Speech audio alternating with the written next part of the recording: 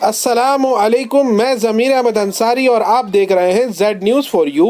عرض یہ ہے کہ آپ نے اپنے YouTube channel Z news for you کو ابھی تک سبسکرائب نہیں کیا ہے تو ابھی کریں، اور ساتھ ہی دیے ہوئے بیل آئیکن کو بھی دبا دیں جس سے ہماری آنے والی سبھی ویڈیوز کے نوٹیفیکیشن آپ کو ملتے رہیں۔ شکریہ۔ السلام علیکم ورحمۃ اللہ وبرکاتہ۔ الحمد للہ رب العالمین والصلاة والسلام علی رسولہ الکریم۔ رمضان مبارک کے مہینے میں مجھ سے ایک سوال کیا گیا تھا کہ لاک ڈاؤن کی حالت میں مساجد سے روک دیا گیا ہے اور مساجد کے دروازے بند کر دیے گئے ہیں، مجبوراً گھر میں نماز پڑھنی پڑ رہی ہے۔ کیا اس مجبوری کی حالت میں ہم باجماعت نماز کے ثواب کے حصول کے لیے مسجد کے امام کے ساتھ، جبکہ اس کی آواز گھر تک پہنچ رہی ہے اور مسجد کے آس پاس ہی گھر ہیں، گھر میں باجماعت نماز پڑھ سکتے ہیں؟ تو میں نے جواب دیا تھا کہ اگر کوئی پڑھنا چاہتا ہے تو بلا شک پڑھ سکتا ہے۔ مسجد کی جماعت کے ساتھ اگر آواز آ رہی ہے اور مسجد کے آس پاس ہی گھر ہیں، لاؤڈ اسپیکر کے ذریعے سے آواز وہ سن رہا ہے، تو کوئی حرج نہیں پڑ سکتا ہے۔ پھر بعد میں ایک اور سوال کیا گیا اور اس میں دلیلیں پوچھی گئیں مجھ سے، تو میں نے صحیح بخاری اور مصنف عبدالرزاق، مصنف ابن ابی شیبہ کی تقریباً 12-13 روایتیں پیش کیں جن میں صحابہ اور تابعین کا عمل اور فتاوے تھے کہ ان لوگوں نے مسجد کے بھر جانے کے بعد مسجد کے باہر کسی گھر میں باجماعت مسجد کے امام کے ساتھ نماز پڑھی تھی، جبکہ بیچ میں راستے بھی تھے، دیواریں بھی تھیں، اور ام المؤمنین حضرت عائشہ رضی اللہ عنہا نے اپنے حجرے کے اندر مسجد کی جماعت کے ساتھ نماز پڑھی، اور کچھ لوگوں نے مسجد سے الگ محلے کے ایک گھر کی چھت پر نماز پڑھی۔ یہ سب دلائل تھے، اور بھی ان کے علاوہ جو دلائل تھے وہ میں نے پیش کیے۔ اسی طرح امام بخاری رحمۃ اللہ علیہ کی پیش کردہ تابعین کے فتوے کہ اگر بیچ میں نہر ہو یا راستہ ہو یا دیوار ہو اور امام کی آواز سن رہا ہے تو اس کی نماز صحیح ہوگی، وہ سب آثار بھی پیش کیے۔ اب کسی بھائی نے جن کو شاید صحابہ اور تابعین کے عمل اور فتوے سے تسلی نہیں ہوئی، انہوں نے ایک دوسرے عالم سے یہی سوال پوچھے، اور میرے جواب کی آڈیو بھی جو میں نے دلائل دیے تھے وہ بھی ان کو بھیج دیے۔ حالانکہ وہ جانتے تھے اچھی طرح سے کہ جن کے پاس وہ میرا جواب بھیج رہے ہیں وہ اچھی طرح سے ہمیں بھی جانتے ہیں اور ہماری جماعت سے بھی واقف ہیں۔ نہ صرف یہ کہ وہ ہماری جماعت سے اتفاق نہیں رکھتے بلکہ جماعت کے بہت سارے مسائل سے اختلاف رکھتے ہیں۔ حالانکہ ہماری جماعت کے جتنے بھی مسائل ہیں الحمدللہ منہج سلف کے مطابق ہیں، سیاہ ستہ کے محدثین کی منہج کے مطابق ہر مسئلہ جس پر ہم عمل کرتے ہیں اچھی طرح سے وہ جانتے ہیں۔ خیر، ایک مہینے کے بعد جو جواب آیا وہی جس کی شاید سائل کو امید تھی کہ وہ خلاف میں ہی جواب دیں گے۔ انہوں نے تقریباً 12 صفحات کا فتویٰ میرے خلاف انہوں نے جاری کیا۔ اب وسائل جو ہیں وہ جھٹ سے میرے پاس ان کا وہ فتویٰ بھیجتے ہیں اور کہتے ہیں کہ لو جی، اس میں سارے دلائل موجود ہیں کہ مسجد کی آواز آنے پر بھی گھر میں نماز نہیں پڑھ سکتے مجبوری کی حالت میں بھی، اور کہتے ہیں کہ دلائل تو میں آپ کے فتوے کے خلاف دے سکتا تھا لیکن میں نے ایک عالم کے ذریعے سے آپ کو جواب دلوایا ہے، اس میں سارے دلائل موجود ہیں، آپ اس کو پڑھ لیجئے، اس کو دیکھ لیجئے۔ خیر، میں نے ان کے فتوے پر غور کیا تو دلیل تو اس میں ایک بھی نظر نہیں آئی۔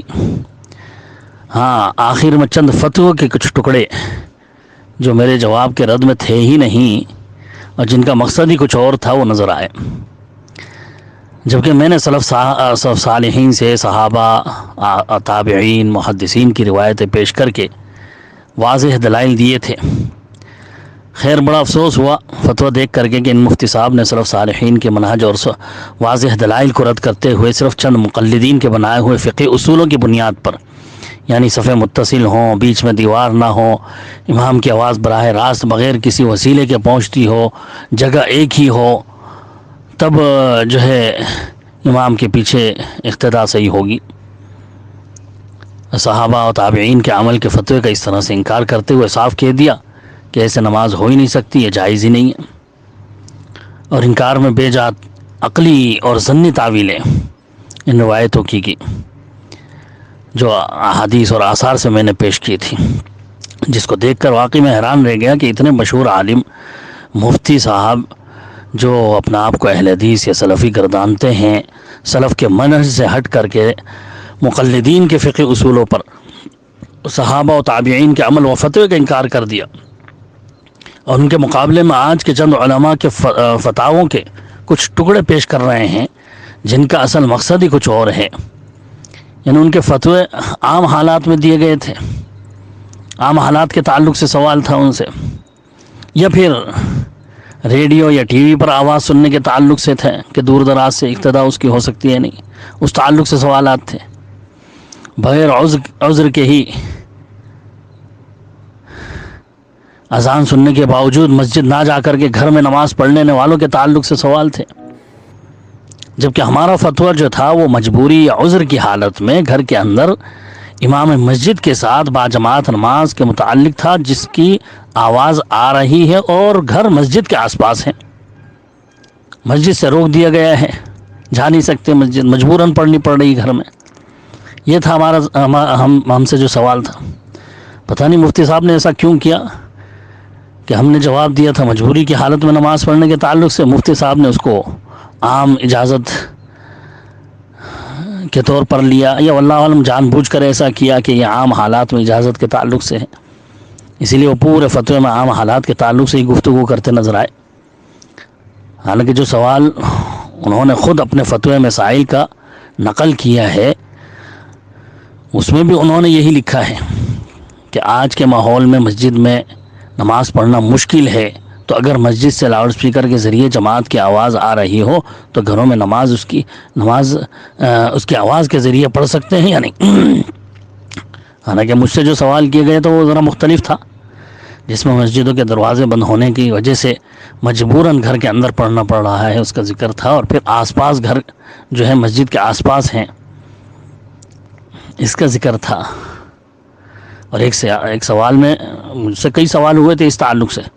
ایک سوال میں اختیار بھی پوچھا گیا تھا کہ گھر میں اپنی جماعت کر کے نماز پڑھ لیں یا مسجد کی آواز جو آ رہی ہے اس کے ساتھ جماعت کر کے نماز پڑھیں، کیا بہتر رہے گا؟ تو میں نے جواب دیا تھا کہ آپ جیسا چاہیں پڑھ سکتے ہیں، گھر میں زیادہ افراد ہیں تو اپنی جماعت کر کے پڑھ لیجئے، اگر مسجد کی صاف آواز آ رہی ہے باجماعت پڑھ سکتے ہیں، وقت کی پابندی ہو جائے گی، رکوع سجود میں اگر کنفیوژن نہیں ہوگا تو آپ امام کے ساتھ بھی پڑھ سکتے ہیں، بالکل جائز ہے۔ دونوں الگ الگ فرد کے سوال تھے اور دونوں کے جواب 2-4 دن کے فاصلے سے ہی میں نے دیے تھے۔ حالانکہ مفتی صاحب اچھی طرح سے جانتے ہیں کہ جس طرح کا سوال ہوتا ہے اس کی نوعیت اور حالات اور سوال کے پس منظر کو دیکھ کر ہی جواب دیا جاتا ہے۔ اگر عام حالات میں پوچھا جاتا تو ہم یہی کہتے کہ ابھی اذان کی جب آپ کو آواز آ رہی ہے تو آپ مسجد آ کر باجماعت نماز پڑھیے، کیونکہ اس کی بڑی تاکید ہے احادیث میں، وہ احادیث ہم پیش کرتے جو اس تعلق سے بہت ساری موجود ہیں کتب احادیث میں۔ لیکن یہاں سوال تھا کہ لاک ڈاؤن کی وجہ سے مسجد بند ہیں، جا ہی نہیں پا رہے ہیں، دروازے بند ہیں، مجبوراً گھروں میں نماز پڑھنی پڑ رہی ہے۔ اب ہم اگر ثواب جماعت کا چاہتے ہیں، اسپیکر کی آواز میں صاف نماز کی آواز آ رہی ہے، تو آپ پڑھ سکتے ہیں یا نہیں پڑھ سکتے؟ تو صحابہ اور تابعین کا عمل جنہوں نے مجبوری کی حالت میں گھروں میں نماز پڑھی تھی مسجد کے امام کے ساتھ، ان کے دلائل میں نے سامنے رکھتے ہوئے جواز کا فتویٰ دے دیا تھا۔ خیر، ان مفتی صاحب کے فتوے کو بغور پڑھنے کے بعد میں اس نتیجے پر پہنچا کہ واللہ عالم یا تو جماعت سے اختلاف رکھنے کی وجہ سے ضد میں انہوں نے اس طرح کا فتویٰ دے دیا، یا پھر ان کو میرے فتوے کے خلاف ہی فتوے دینے کی تلقین کی گئی تھی، جس کی وجہ سے یہ منہج اہل حدیث، منہج سلف صالحین سے پوری طرح ہٹتے ہوئے جواب دے گئے، کیونکہ اس فتوے میں وہ چند بناوٹی فقہی رائے قیاس پہ بنائے گئے مقلدین کے اصول پیش کر کے اتنے واضح دلائل اور تعامل صحابہ کا رد کرتے اور بڑی عجیب و غریب تعویلیں کرتے ہوئے دکھے۔ باقاعدہ میری پیش کردہ روایات کے مقابلے میں فقہ حنفی سے عبارت پیش کر رہے ہیں کہ امام کی اقتداء اس وقت صحیح ہوگی جب امام اور مقتدی کے درمیان عورتوں کی صف، یا ایسی نہر جس میں چھوٹی کشتی وغیرہ چلتی ہو، یا ایسا راستہ جس میں بیل گاڑی وغیرہ چلتی ہو نہ ہو۔ حوالہ مراقل الفلاح کا دیا گیا ہے نیچے۔ مجھے یقین نہیں آ رہا تھا کہ یہ مفتی صاحب کا فتویٰ ہے جو جمعیت اہل حدیث کے اہم رکن اور جو اپنا ایک چینل چلاتے ہیں اور باقاعدہ ہزاروں لوگوں کے مسائل کا ٹی وی پر اور یوٹیوب پر جوابات دیتے ہیں۔ میری حیرانی کی انتہا نہ رہی جب میں نے دیکھا کہ ام المومنین حضرت عائشہ رضی اللہ تعالیٰ عنہ، حضرت ابو ہریرہ رضی اللہ تعالیٰ عنہ، حضرت انس بن مالک رضی اللہ تعالیٰ عنہ جیسے جلیل القدر صحابہ اور بہت سے مشہور صحابہ کے شاگرد تابعین کے تعامل اور فتووں کا رد صرف یہ کہہ کر رہے ہیں کہ یہ سب براہ راست بغیر کسی واسطے کے امام کی آواز سن کر گھروں میں یا حجرے میں نماز پڑھنے کی دلیلیں ہیں، جبکہ یہاں سوال لاؤڈ اسپیکر سے امام کی آواز سن کر نماز پڑھنے کا ہے، لہذا یہ روایت اس کی دلیل ہی نہیں بنتی۔ اللہ اکبر۔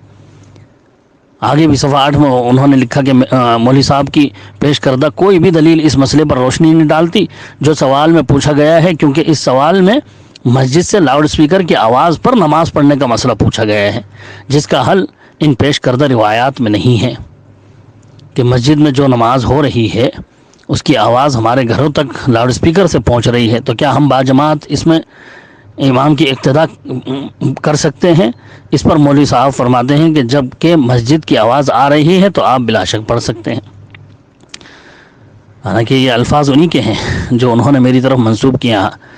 میرا پورا جواب نہیں تھا۔ میں نے تو زور اسی پر دیا تھا کہ مجبوری کی حالت میں جبکہ مساجد میں جانے کی اجازت نہیں دی جا رہی اور گھر آس پاس ہی ہیں، امام مسجد کی آواز پہنچ رہی ہے تو کوئی پڑھنا چاہے پڑھ سکتا ہے، جائز ہے۔ حالانکہ اس سے پہلے کسی اور کے سوال کے جواب میں یہ جواب بھی دے چکا تھا کہ گھر والوں کو ساتھ لے کر کے گھر میں باجماعت نماز پڑھیں، یہ زیادہ بہتر۔ پھر بھی جب دوبارہ سوال کیا گیا تو میں نے کہا کوئی حرج نہیں، پڑھ لو، اگر آواز آ رہی ہے مسجد سے تو جماعت سے پڑھ لو۔ خیر مفتی صاحب میری وہ بات چھپا گئے اور لکھتے ہیں کہ مولوی صاحب کا یہ جواب بالکل غلط ہے، سلف صالحین سے ثابت نہیں ہے، جو روایتیں انہوں نے پیش کی ہیں وہ سب بلا واسطہ امام کی آواز کے پہنچنے کے تعلق سے ہیں، جبکہ یہاں مسئلہ لاؤڈ اسپیکر سے آواز پہنچنے کا ہے۔ اللہ اکبر۔ میں پوچھتا ہوں، اول تو کسی حدیث میں یہ وضاحت ہی نہیں ہے کہ براہ راست بغیر کسی واسطے کے امام کی وہ آواز سن رہے تھے جن صحابہ نے مسجد کے باہر گھروں میں یا حجروں میں نماز پڑھی۔ دوسرا یہ کہ مفتی صاحب جان بوجھ کر انجانے بن گئے یا واقعی ان کو اتنا بھی علم نہیں کہ اس دور میں ہمیشہ ایسی بڑی مسجدوں میں دور کے مقتدیوں کو امام کی آواز پہنچانے کے لیے مکبر ہوا کرتے تھے، اور امام کی آواز اتنی دور یعنی اتنی بڑی عظیم مسجد نبوی جس کا کل رقبہ اس دور میں تقریباً 8,500 مربع میٹر تھا،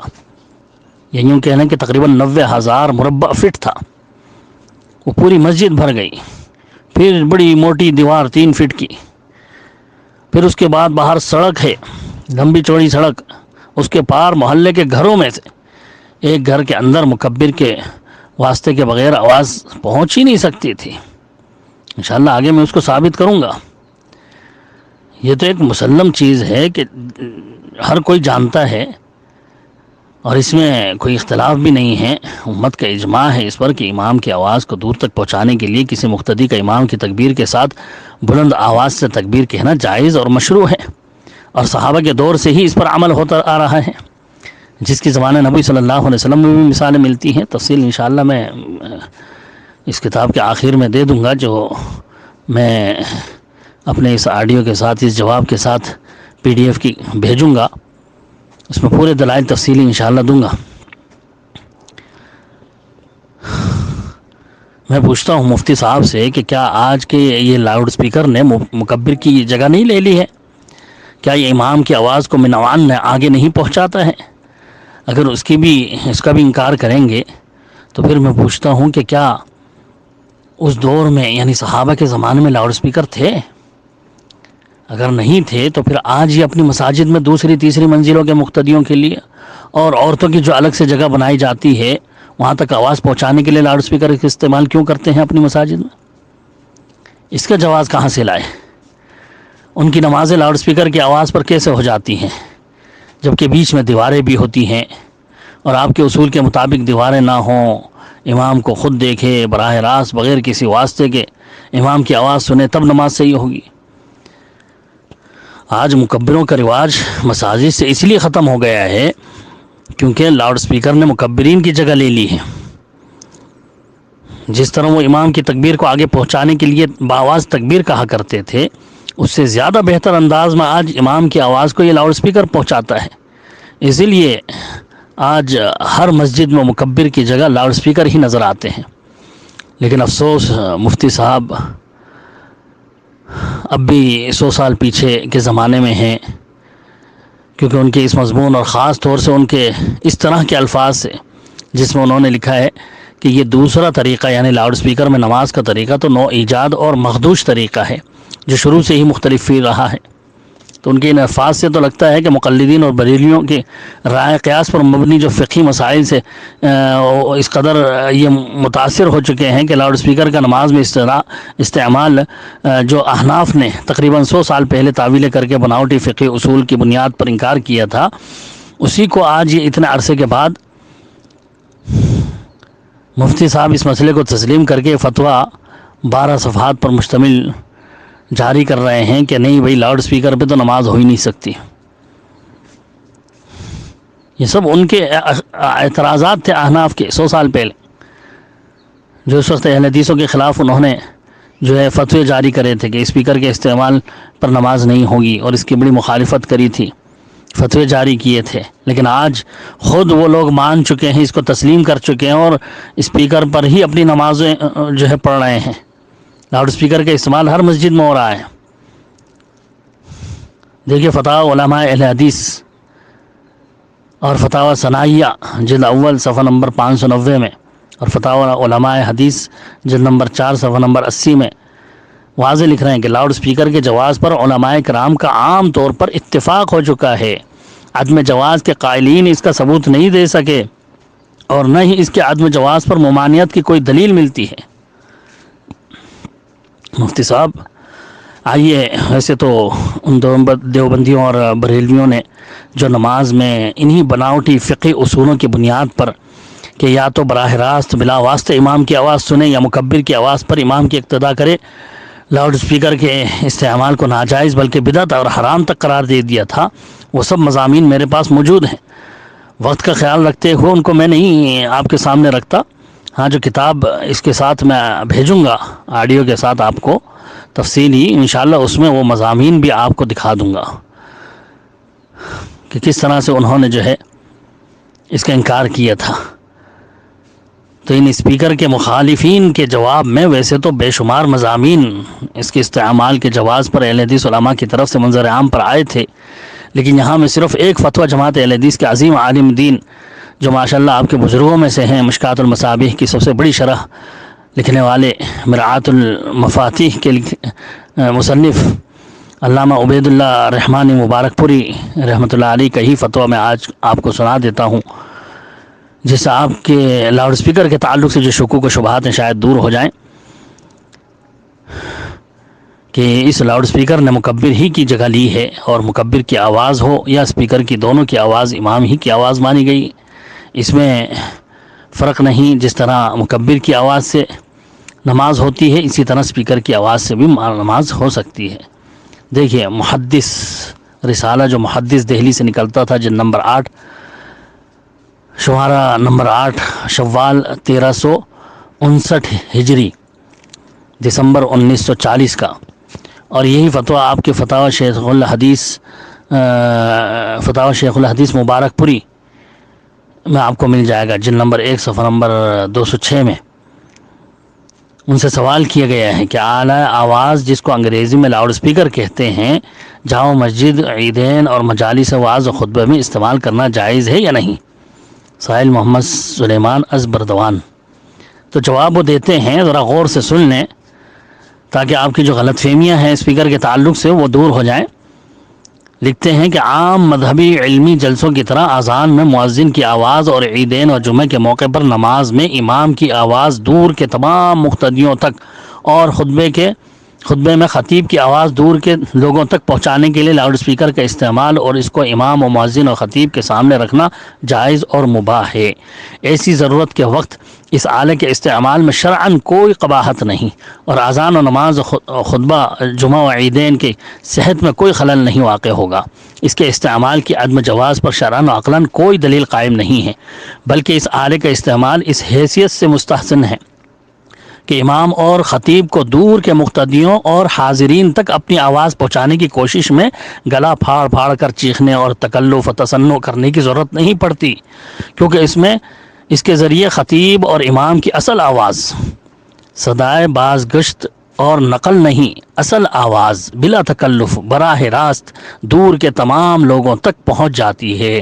اس طرح بڑے بڑے اجتماع میں مقتدی اور حاضرین خطبہ کتنی دور کیوں نہ ہوں، امام و مقتدیوں کے درمیان افعال و حرکات، رکوع سجود، قومہ جلسہ وغیرہ میں اختلاف واقع نہیں ہوتا، بلکہ تمام مقتدیوں میں ترتیب و نظام قائم رہتا ہے، اور رکوع سجدہ وغیرہ تمام افعال میں امام و مقتدی کے درمیان آخر تک موافقت و مطابقت قائم رہتی ہے، اور مطابقت قائم رکھنے کے لیے التفات اور ادھر ادھر رخ پھیرنے کی ضرورت نہیں پڑتی، اور نماز پورے خشوع و خضوع اطمینان قلب کے ساتھ ہو جاتی ہے۔ دیکھیے محدث جلد نمبر 8 شمارہ نمبر 8 دسمبر 1940 کا یہ رسالے میں فتویٰ ان کا جاری ہوا تھا۔ پھر اس فتوے پہ شاید کسی بریلوی وغیرہ نے اعتراض کیا کچھ اور سوالات آئے جن میں کچھ اعتراضات تھے، تو وہ جواب بھی خاص طور سے مفتی صاحب کے لیے بہت مفید ہوگا، جس سے ان کی غلط فہمیاں دور ہو جائیں گی کہ لاؤڈ اسپیکر کی آواز پر مسجد کے باہر نماز نہیں ہوگی۔ یہ جو انہوں نے فتویٰ دیا ہے، اس فتوے پر اگر بغور نظر رکھیں تو انشاءاللہ ان کی سب غلط فہمیاں دور ہو جائیں گی۔ جواب میں علامہ عبید الرحمن مبارک پوری رحمۃ اللہ علیہ نے لکھا ہے کہ نماز اور اذان اور خطبہ جمعہ و عیدین میں اعلیٰ مکبر الصوت یعنی لاؤڈ اسپیکر کے استعمال کے جواز والے فتوے پر آپ نے 3 شبہے پیش کیے ہیں۔ آگے لکھتے ہیں اگر ذیل کی چند امور پر غور کریں تو یہ تینوں شبہے خود بخود دور ہو جائیں گے، اور اعلیٰ کے جواز میں کوئی تردد و شبہ باقی نہیں رہے گا۔ لکھتے ہیں اگر کوئی شخص یہ چاہے کہ ہر جزئی اور ہر نئے حادثے کا حکم صراحتاً قرآن و حدیث میں مل جائے تو اس کی یہ خواہش پوری نہیں ہو سکتی۔ کتاب و سنت میں انہی امور و حوادث کی شرعی احکام صراحتاً نصاً مل سکتے ہیں جو عہد رسالت میں پیش آئے، اور جو نئے واقعات اور جدید حوادث حضرت صلی اللہ علیہ وسلم کے بعد پیش آئے ان کے متعلق شریعت میں کوئی صریح حکم نہیں مل سکتا۔ اگر ایسا ہو کہ ہر پیش آنے والی جزئی اور نئے حادثے کا حکم منسوخ ہو تو پھر اجتہاد اور قیاس اور فقہ کا وجود ہی نہیں ہوتا اور نہ اس کی ضرورت پڑتی۔ اور نیز حضرت معاذ کو یمن بھیجنے کے وقت رسول اللہ صلی اللہ علیہ وسلم کہ یہ دریافت کرنے پر کہ اگر کتاب و سنت میں تم کو فیصلہ نہ ملے تو کیا کرو گے، ان کا یہ کہنا کہ اجتہد برأیی فضول اور عبث ہو جاتا۔ حضرت صلی اللہ علیہ وسلم کے ارتحال کے بعد پیش آنے والے امور و حوادث کے احکام اصول و کلیات عموم و اطلاق سے اخذ کیے جا سکتے ہیں۔ چنانچہ عہد نبی صلی اللہ علیہ وسلم کے بعد نئے پیش آنے والے حوادث پر صحابہ اکرام، تابعین نظام، مجتہدین امت نے جو احکام لگائے ہیں وہ اسی طرح اصول و کلیات وغیرہ سے مستنبط کیے گئے ہیں، نہ کہ وہ قرآن و حدیث میں منصوص و مصرح تھے۔ اب اگر کوئی ایسا حادثہ پیش آئے جو ان بزرگان دین یعنی سلف کے زمانے میں نہیں پیش آیا تھا، یا کوئی ایسی نئی چیز ہمارے سامنے آئے جو اس زمانے میں تھی ہی نہیں، تو اس کے متعلق یہ خیال کرنا کہ قرآن حدیث میں اس کا حکم صراحتاً مل جائے گا، یا سلف کے احکام مستنبطہ اور فتاوی میں اس کا حکم تلاش کرنا خبط یعنی پاگل پن کے سوا کچھ نہ ہوگا۔ سن لیں مفتی صاحب، ذرا غور کر لیں ان الفاظ پر۔ ایسی چیز اور ایسے ہر حادثے کے لیے علماء زمانہ کو اسی طرح قرآن و سنت میں بیان کردہ اصول، کلیات، عمومات و اطلاقات سے کام لینا پڑے گا، جس طرح صحابہ اکرام اور ائمہ نے اپنے زمانے میں لیا تھا۔ اکثر لوگ یہ سمجھتے ہیں کہ جو چیز رسول اللہ صلی اللہ علیہ وسلم یا صحابہ اکرام اور بدرجہ تنزل ائمہ مجتہدین کے زمانے میں موجود نہیں تھیں اور اب پائی گئیں، ان کا استعمال بدعت و محدث ہے۔ لیکن بدعت کی یہ تعبیر نہایت گمراہ کن ہے۔ بدعت دراصل اس نئے امر یا نئی چیز کو کہتے ہیں جس کی اصل شریعت میں نہ ملے، نہ نصاً نہ استنباطاً و استخراجاً، اور اس کو دین و مذہب یا کار ثواب سمجھ کر کیا جائے، اور ساتھ ہی وہ دین کے ساتھ ملتبس بھی ہو۔ اگر اس نئی چیز کی اصل قرآن و حدیث میں باستنباط صحیح موجود ہے تو اس کو بدعت نہیں کہا جا سکتا۔ اللہ تعالیٰ نے حضرت آدم علیہ السلام سے لے کر اب تک جتنے بھی انبیاء اور رسول مبعوث فرمائے، ان کے ذریعے شریعتیں بھیجیں۔ ان کے ارسال و بعثت کا ایک مقصد یہ تھا کہ وہ اپنی قوموں اور امتوں کو ساری دنیاوی اسباب سے مستفید ہونے کے صحیح طریقے بتائیں۔ ان پیغمبروں نے جو ان اسباب سے فائدہ اٹھایا یا یہ بتا گئے کہ ان سے کس طرح سے ہی کام لیا جا سکتا ہے اور ان کو کیوں کر استعمال کیا جا سکتا ہے۔ حضرت صلی اللہ علیہ وسلم نے محاصرہ طائف کے موقع پر سنگباری کرنے کے لیے منجنیق سے کام لیا، صحابہ نے دبابہ اور سنبورہ استعمال کیا۔ حضرت صلی اللہ علیہ وسلم نے حضرت سلمان فارسی رضی اللہ تعالیٰ عنہ کے مشورے سے جنگ احزاب کے موقع پر خندق کھدوائی، جو عجمی طریقہ مدافعت تھا۔ غرض اس طرح ہم کو بتا گئے کہ نت نئے اسباب عالم کو کیوں کر اسلامی طریقے پر برت سکتے ہیں۔ عہد رسالت کے بعد صحابہ اکرام نے ہمیشہ اس ضابطے کو پیش نظر رکھا اور ہم کو اس ضابطے پر عمل کرنے کا راستہ بتا گئے۔ دور نہ جائیے، صحیح بخاری کے ابواب اور ان کے تحت احادیث مذکورہ کو بنظر غائر پڑھ جائیں تو آپ کو صاف طور پر معلوم ہوگا کہ امام بخاری نے آیات قرآنیہ و احادیث صحیحہ سے سیاست، حکومت، تمدن، معاشرت، معاملات اور جنگ وغیرہ کے احکام قواعد کس اچھوتے اور عمدہ طریقے سے مستنبط فرمائے ہیں، اور ایسے ہی دیگر فقہا محدثین نے بھی کوشش فرمائی۔ بس اب بھی علماء دین کا یہ فرض ہونا چاہیے کہ جو نئی چیزیں اور نئے حوادث ان کے سامنے آئیں، ان کے احکام قرآن و حدیث میں مبینہ اصول و کلیات سے اخذ کریں اور یہ دیکھیں کہ ان چیزوں کا استعمال شرعاً درست ہے یا نہیں۔ اگر درست ہے تو ان کے برتنے کا صحیح اور درست طریقہ کیا ہے، فوراً بدعت ہونے کا فتویٰ نہ جڑ دیں۔ کتاب اللہ و سنت کے تتبع سے یہ قاعدہ کلیہ معلوم ہوتا ہے، کما فی کتب الاصول۔ اشیاء میں اصل اباحت ہے، یعنی جب تک کسی چیز کی عدم طہارت یا عدم اباحت پر کوئی دلیل نہ ہو تو اس چیز کو مباح و جائز یا پاک سمجھا جائے گا۔ هو الذی خلق لکم ما فی الارض جمیعا، سورہ بقرہ کی آیت، اور وسخر لکم ما فی السماوات وما فی الارض جمیعا الجاثیہ، اور فرمایا الم تر ان اللہ سخر لکم ما فی السماوات وما فی الارض، سورہ لقمان۔ یعنی ان آیتوں میں اللہ رب العالمین نے واضح کیا ہے کہ تمام زمین و آسمان کی چیزیں سب تمہارے لیے مسخر کی گئی ہیں، تمہارے لیے بنائی گئی ہیں۔ ان آیتوں سے ظاہر ہے کہ اللہ تعالیٰ نے آسمان و زمین کی ساری چیزیں انسان کے لیے بنائی ہیں، لہذا انسان ان سے کام لینے اور فائدہ اٹھانے کا مستحق ہے، اور ایک ایک چیز کے لیے تفصیل الگ الگ اجازت کی ضرورت نہیں ہے، بلکہ جب تک کسی خاص چیز کے استعمال کی ممانعت نہ ملے تمام چیزوں کو مباح اور حلال سمجھا جائے گا۔ اس قاعدے کو اس حدیث میں بھی بیان کیا گیا ہے، الحلال ما احل اللہ فی کتابہ والحرام ما حرم اللہ فی کتابہ وما سکت عنہ فہو مما عفا عنہ۔ ابو داؤد کی روایت ہے کہ حلال وہ جو اللہ تعالیٰ نے اپنی کتاب میں حلال کی، حرام وہ جو اللہ تعالیٰ نے اپنی کتاب میں حرام، اور جس سے اللہ تعالیٰ خاموش رہا، اس کا ذکر نہیں کیا، تو وہ چیزیں ہیں جن کو اللہ تعالیٰ نے رخصت دی ہے یا چھوڑ دیا، معاف کر دیا ہے۔ کسی چیز کے مضر یا مفید ہونے کے جو اصول و ضوابط بیان کیے گئے، ان میں ایک اصل یہ بھی ہے کہ جو چیز دینی فرائض کی بجا آوری میں مخل اور مانع و مزاحم ہو وہ مضر ہے، اس لیے اس سے پرہیز کرنا لازم ہے، اور جو چیز اس میں ممد و معاون اور مفید ہے اس لیے اس کا استعمال جائز ہے۔ جو چیز کسی ایسی غرض و مقصد کے لیے بنائی گئی ہو جسے شریعت نے حرام قرار دیا ہے، اور اس حرام مقصد کے علاوہ اس چیز کا اور کوئی جائز استعمال بھی نہ ہو، تو یہ چیز مطلقاً ممنوع و حرام ہے۔ اور جو چیز اچھے اور برے، مفید اور مضر دونوں طرح کے کاموں میں استعمال کی جاتی ہو، اس کو محض اس لیے نہیں ممنوع قرار دیا جا سکتا کہ فاسق و فاجر لوگ اس کی اکثر ممنوعات میں استعمال کرتے ہیں۔ ایسی صورت میں ہم نفس اس چیز کو حرام ناجائز نہیں قرار دے سکتے، البتہ اس کے محل و طریق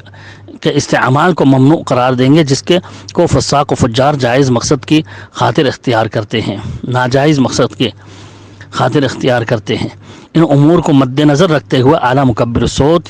یعنی نماز و اذان و خطبے میں لاؤڈ اسپیکر کا استعمال کا حکم صاف واضح ہو جاتا ہے کہ اس کا ان چیزوں میں برتنا جائز و مباح ہے۔ قرآن و حدیث میں صراحتاً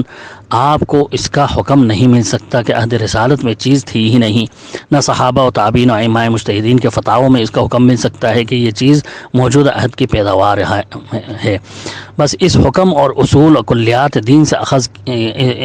اس کا حکم اصول و کلیات دین سے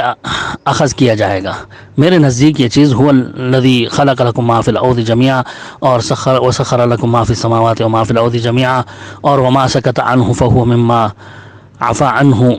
سے اخذ کردہ اصل اور کلیہ کے اندر داخل ہونے کی وجہ سے بدعت نہیں کی جا سکتی۔ مشکوک و مشتبہ اور خلاف ورع تقوی اور یہ کہ مستخبث و مسرت رساں بھی نہیں ہے، نہ اس سے کسی دینی فریضے کی بجاوری میں خلل اور فساد واقع ہوتا ہے، نہ یہ مطلقاً لہو و لعب میں داخل ہے، نہ اس کا استعمال تشبہ مذموم میں داخل ہے۔ اس آلے کا کام اس کے سوا کچھ نہیں کہ قدرتی طور پر جو آواز متکلم کے منہ سے نکلتی ہے، یہ آلہ اس آواز کو لے کر اور زیادہ بلند کر دیتا ہے اور دور تک پہنچا دیتا ہے۔ سن لیں مفتی صاحب آپ کے یہ بزرگ عالم کیا کہہ رہے ہیں، ذرا غور فرمائیں۔ لکھتے ہیں یہ واضح ہو چکا ہے کہ اس آلے کے استعمال کو بدعت نہیں کہا جا سکتا۔ اب رہا یہ شبہ کہ جب مکبروں سے تبلیغ صوت کی ضرورت پوری ہو جاتی ہے تو اس آلے کے استعمال کی کیا ضرورت ہے؟ سو اس کے متعلق اولاً یہ عرض ہے کہ عیدین جیسے بڑے اجتماع کے موقع پر مکبروں سے جیسی کچھ ضرورت پوری ہوتی ہے، اسے ہر شخص جانتا ہے کہ امام تو رکوع سے سر اٹھا رہا ہوتا ہے اور پچھلی صفیں ابھی رکوع میں جانے والی ہوتی ہیں۔ یہی حال سجدہ اور قومے وغیرہ کا ہوتا ہے۔ کسی چیز کا نظام درست نہیں ہوتا، سخت انتشار اور بدنظمی ہوتی ہے، اور لاؤڈ سپیکر کے استعمال سے یہ بدنظمی قطعاً دور ہو جاتی ہے اور رکوع سجدہ تمام صفوں کا باقاعدہ ایک ساتھ ادا ہوتا ہے۔ ثانیاً یہ کہ مکبروں سے صرف تکبیرات انتقال کا علم ہو سکتا ہے، یعنی اٹھنے بیٹھنے، رکوع میں جاتے یا رکوع سے اٹھتے وقت کے تکبیروں کا ہی علم مقتدیوں کو ہوتا ہے۔ یہ مکبر امام کے قرات نہیں پہنچا سکتے اور نہ خطبے میں خطیب کی آواز کو پہنچا سکتے ہیں، اور اس ضرورت کو یہ آلہ پوری کر سکتا ہے۔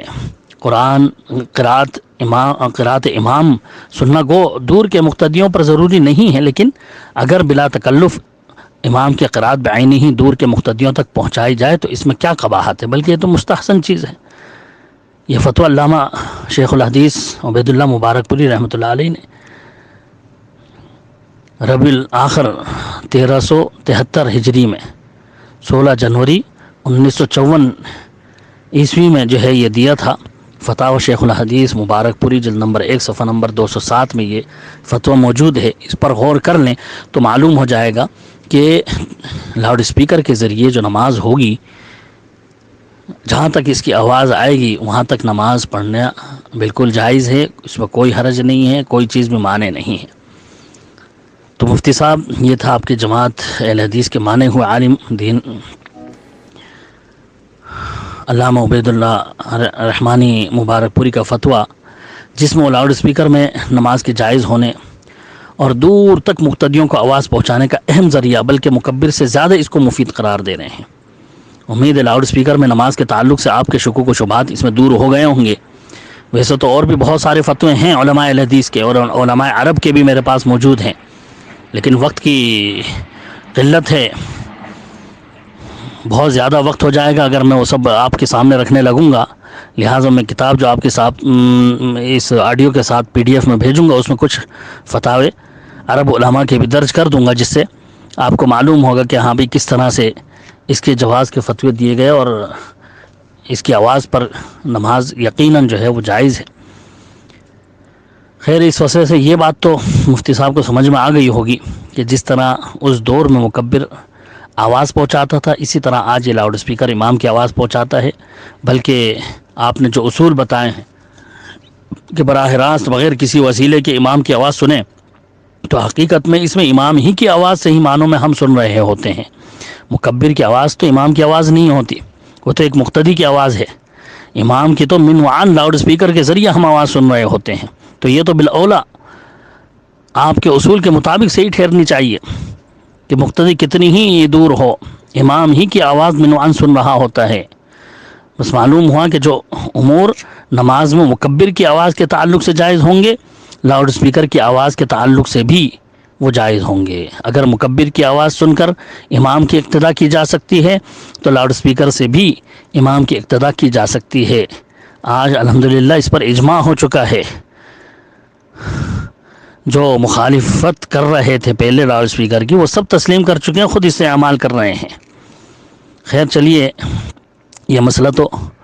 آپ کے ایک بڑے عالم نے حل کر دیا کہ مکبر کی آواز ہو یا لاؤڈ سپیکر کی آواز ہو، دونوں کا مقصد ایک ہی ہے،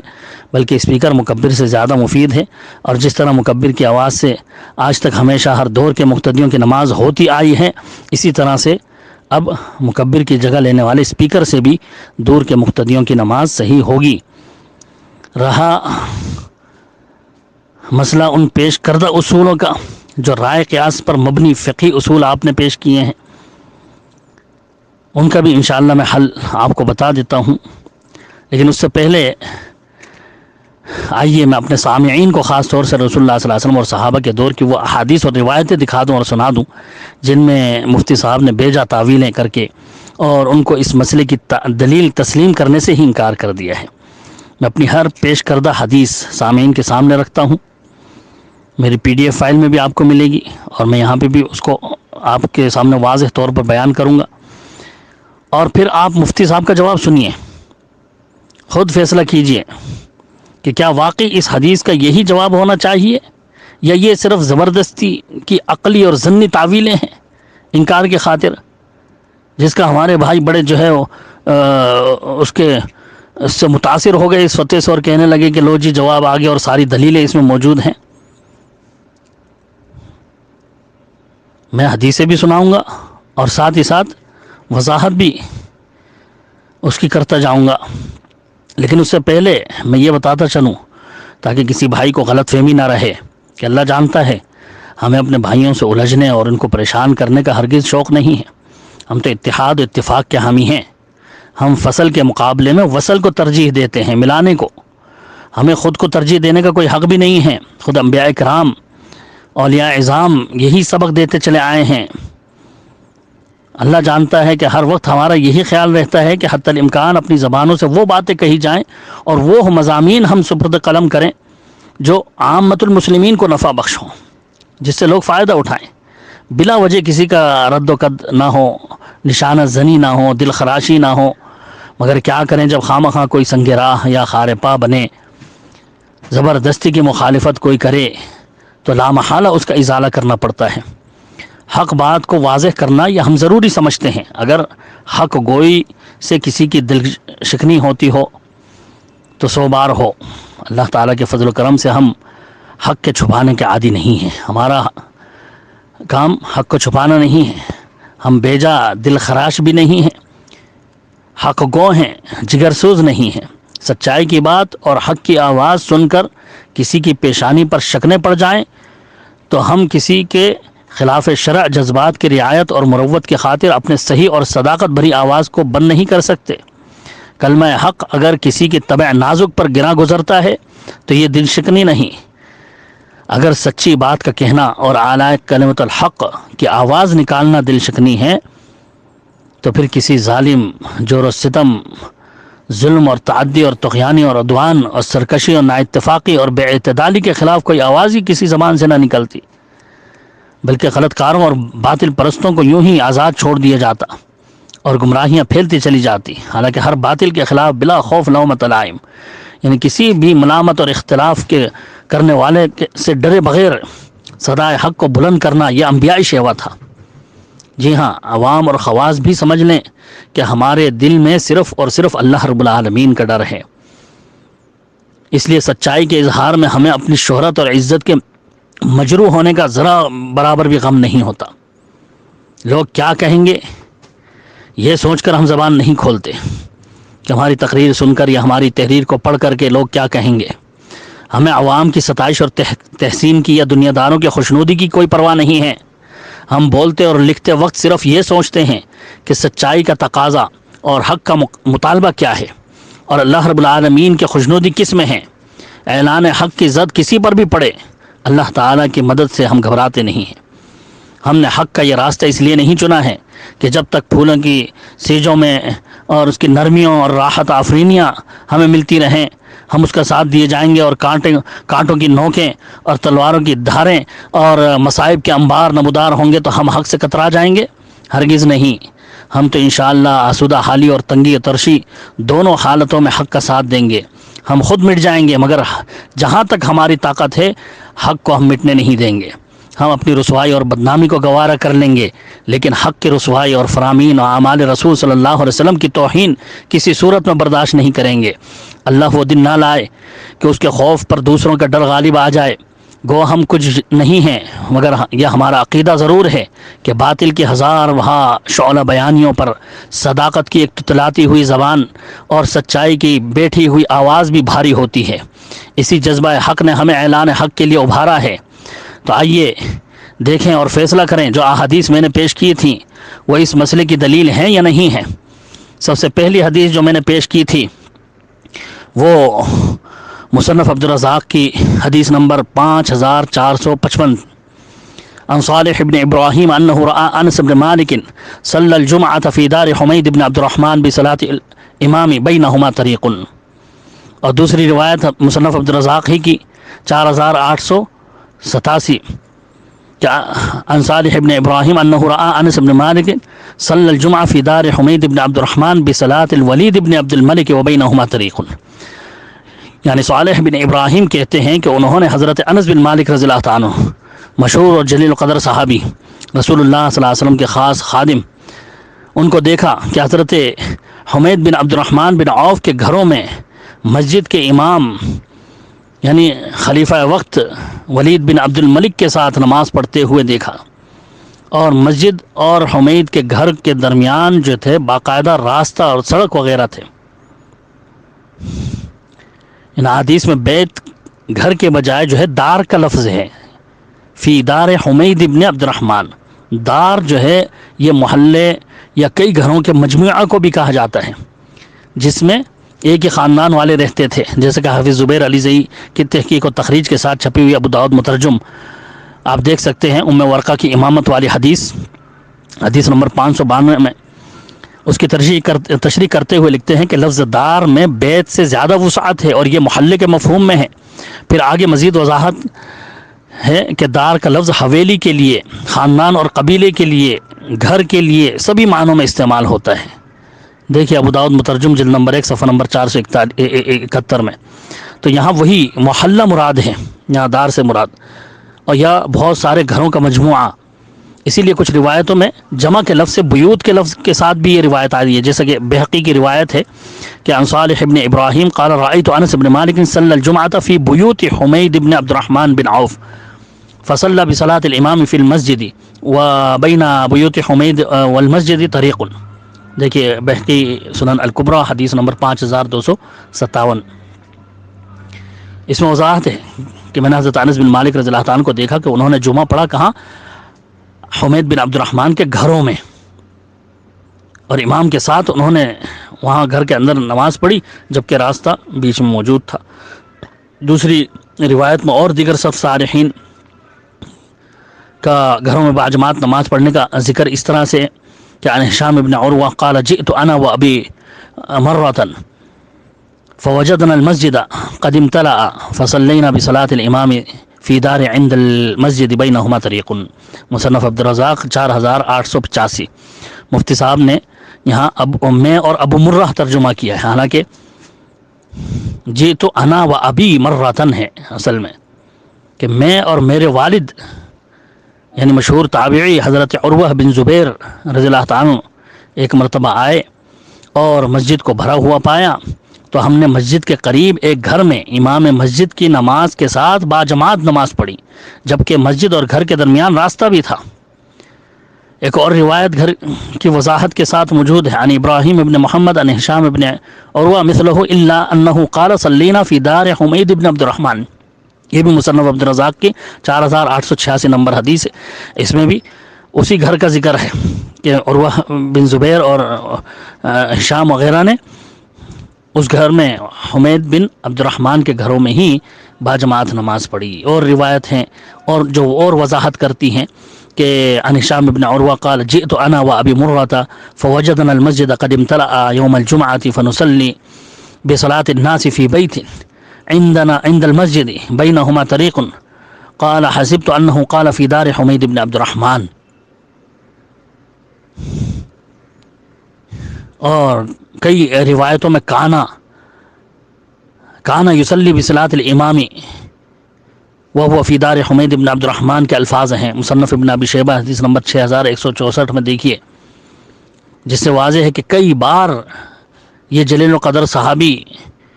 جو مدینے کے سب سے بڑے فقیہ مانے جاتے تھے، عروہ بن زبیر رضی اللہ عنہ، حواری رسول حضرت زبیر بن عوام رضی اللہ عنہ کے بیٹے، انہوں نے کئی بار حمید بن عبد الرحمن کے گھر میں امام مسجد کے ساتھ اس کے اقتداء میں نماز پڑھی. ایک روایت میں ہے عن هشام بن عروہ عن ابیہ انہ کان یصلی فی الجمعۃ فی بیوت حمید بن عبد الرحمن عام حج الولید وکثر الناس وبینها وبین المسجد طریق. بیہقی سنن الکبریٰ حدیث نمبر 5249. اس سے بھی واضح ہے کہ کئی بار حضرت عروہ بن زبیر رضی اللہ عنہ نے حمید بن عبد الرحمن کے گھروں میں امام کی اقتداء کرتے ہوئے نماز پڑھا کرتے تھے، حالانکہ ان کے اور مسجد کے درمیان راستہ تھا. اور یہ اس دور کا واقعہ ہے جبکہ ولید بن عبد الملک جو ہے وہ حج کے لیے آئے ہوئے تھے اور بہت زیادہ لوگ تھے، بھرے ہوئی تھی مسجدیں ساری. یہ اس دور کا واقعہ، اس حدیث سے اور بھی وضاحت ہو گئی. تو ان تمام احادیث پر غور کرنے سے یہ باتیں واضح ہوتی ہیں کہ حضرت انس بن مالک رضی اللہ عنہ اور حضرت عروہ بن زبیر وغیرہ نے عام نمازیں اور جمعہ بھی امام مسجد کے ساتھ باجماعت مسجد سے باہر حمید بن عبد الرحمن کے گھروں یا محلے میں کئی بار پڑھی تھی. اور آخر حدیث سے تو یہ بھی واضح ہے کہ جس سال خلیفہ ولید بن عبد الملک نے حج کیا، لوگ بہت زیادہ تھے، یعنی ولید بن عبد الملک کے دور خلافت کا یہ واقعہ ہے. اور ولید بن عبد الملک کی جو خلافت تھی وہ شوال 86 ہجری سے شروع ہوتی ہے اور جمادی الآخر 96 ہجری تک 10 سال تک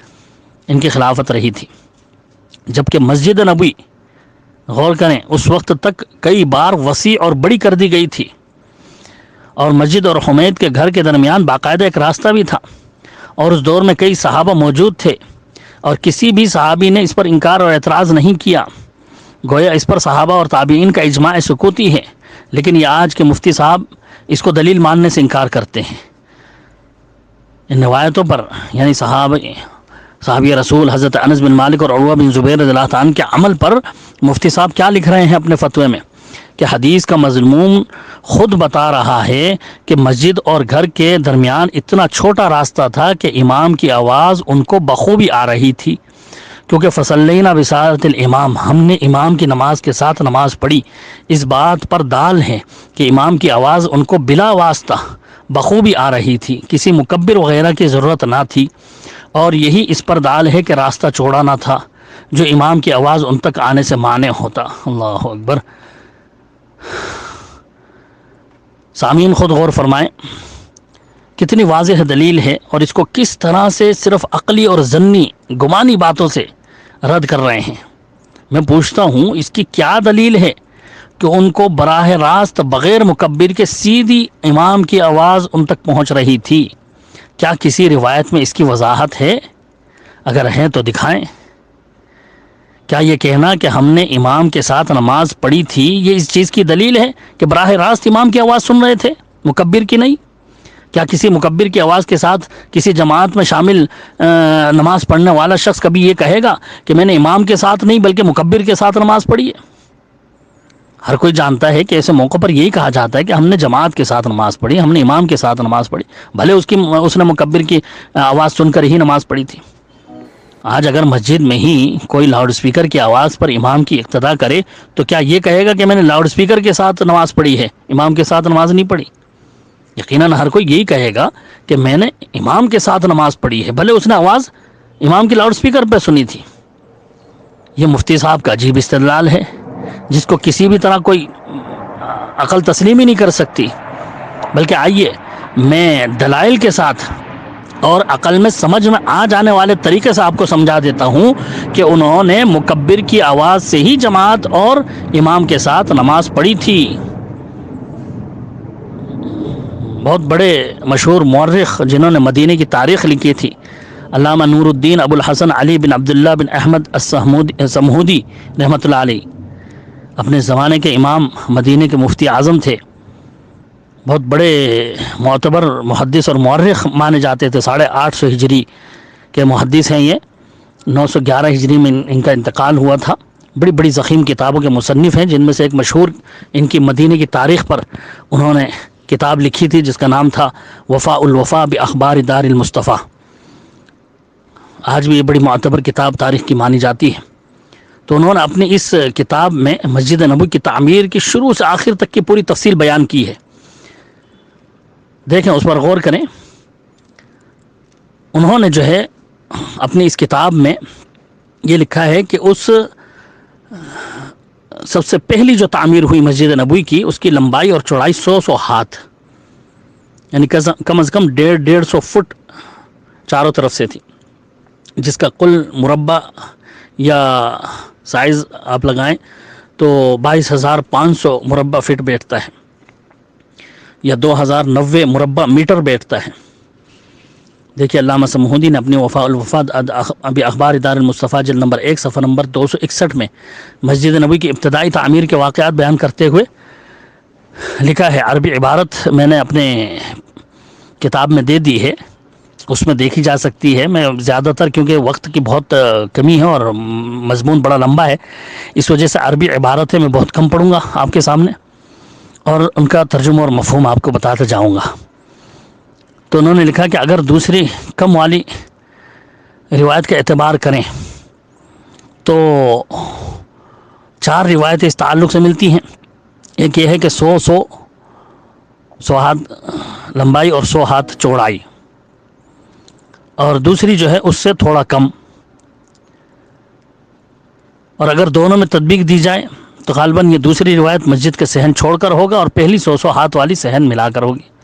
اس طرح اصل رقبہ کل مسجد کا وہی تقریباً 22,500 اسکوائر فٹ ہوتا ہے، کیونکہ علامہ سمہودی نے ایک مقام پر اور وضاحت اس کی کری کہ پہلی بار رسول اللہ صلی اللہ علیہ وسلم نے 100 ہاتھ لمبائی چوڑائی اس کی رکھی تھی مسجد کی، پھر دوسری بار جب خیبر سے آنے کے بعد آپ نے اس کو تعمیر کرائی تو اس کے بالکل ڈبل اس کو کر دیا تھا۔ اور اگر ہم نیٹ پر سرچ کریں العربیہ.net کے مطابق، خود رسول اللہ صلی اللہ علیہ وسلم نے بعد میں 1425 مربع میٹر کا اضافہ کیا تھا، جس کے بعد مسجد نبوی 2500 مربع میٹر بڑی ہو گئی تھی، اور حضرت عمر بن خطاب رضی اللہ تعالیٰ نے 17 ہجری کو 1100 مربع میٹر کا اضافہ کیا تو مسجد 3600 مربع میٹر کی ہو گئی۔ پھر تیسرے خلیفہ حضرت عثمان غنی رضی اللہ تعالیٰ نے 29 ہجری میں 496 مربع میٹر کا اضافہ کیا تو مسجد نبوی اس وقت 4096 مربع میٹر، یعنی تقریباً 44,088 مربع فٹ وسیع ہو گئی تھی۔ اور اسی دور میں جو ہے اس کے بعد، بلکہ یہ واقعہ کیونکہ 88 ہجری کے بعد کا ہے، جو حضرت انس اور حضرت عروہ رضی اللہ تعالیٰ کی نماز کا واقعہ ہے کہ انہوں نے گھر میں نماز پڑھی۔ ولید کا جو دور خلافت تھا، وہ بھی حج کے موقع پر جب وہ آئے تو اس کی تفصیل میں نے پوری نکالی اس تاریخ سے، علامہ سمہودی رحمۃ اللہ علیہ کی تاریخ میں، تو اس سے واضح ہے کہ حمید کے گھر میں حضرت انس اور حضرت عروہ بن زبیر وغیرہ نے جو نماز پڑھی تھی، اس وقت کے خلیفہ ولید بن عبد الملک کے حکم سے مدینے کے جو امیر تھے وہ حضرت عمر بن عبد العزیز رحمۃ اللہ علیہ تھے۔ 88 ہجری میں انہوں نے مسجد کی توسیع کرائی تھی، اور اس توسیع کے بعد ولید حج کو آئے تھے۔ علامہ سمہودی نے اپنی وفاء الوفا میں جلد نمبر 2 صفحہ نمبر 97 میں اس کو تفصیل سے ذکر کیا ہے۔ آپ عربی الفاظ میں نے جو ہے درج کر دیے ہیں اپنی کتاب میں، اس کو پڑھ سکتے ہیں۔ یعنی ابراہیم بن محمد زہری کہتے ہیں کہ ان کے دادا نے بتایا کہ جب خلیفہ ولید بن عبد الملک حج کر کے مدینہ پہنچے تو اس وقت تک حضرت عمر بن عبد العزیز رحمۃ اللہ علیہ مدینہ کی مسجد نبوی سے تعمیر سے فارغ ہو چکے تھے، اور ولید نے مسجد میں گھوم کر اس نئی تعمیر کا معائنہ کیا، تو اس سے واضح ہوا کہ اس وقت جو ہے یہ اور زیادہ چوڑی ہو چکی تھی۔ اور عربیہ.net کے مطابق عمر بن عبد العزیز نے 88 ہجری میں مسجد نبوی میں مزید 2369 مربع میٹر کی جگہ شامل کرائی تھی، جس کے بعد اس کا احاطہ 6465 مربع میٹر یعنی تقریباً 70,000 مربع فٹ وسیع ہو گئی تھی یہ مسجد۔ اندازہ لگائیے۔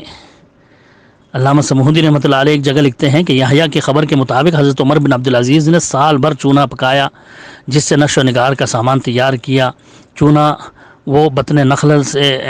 لے کر آئے تھے، بنیاد پتھروں سے تیار کی، دیواریں پتھروں سے بنائی، انہیں چونا لگایا۔ مسجد کے ستون اندر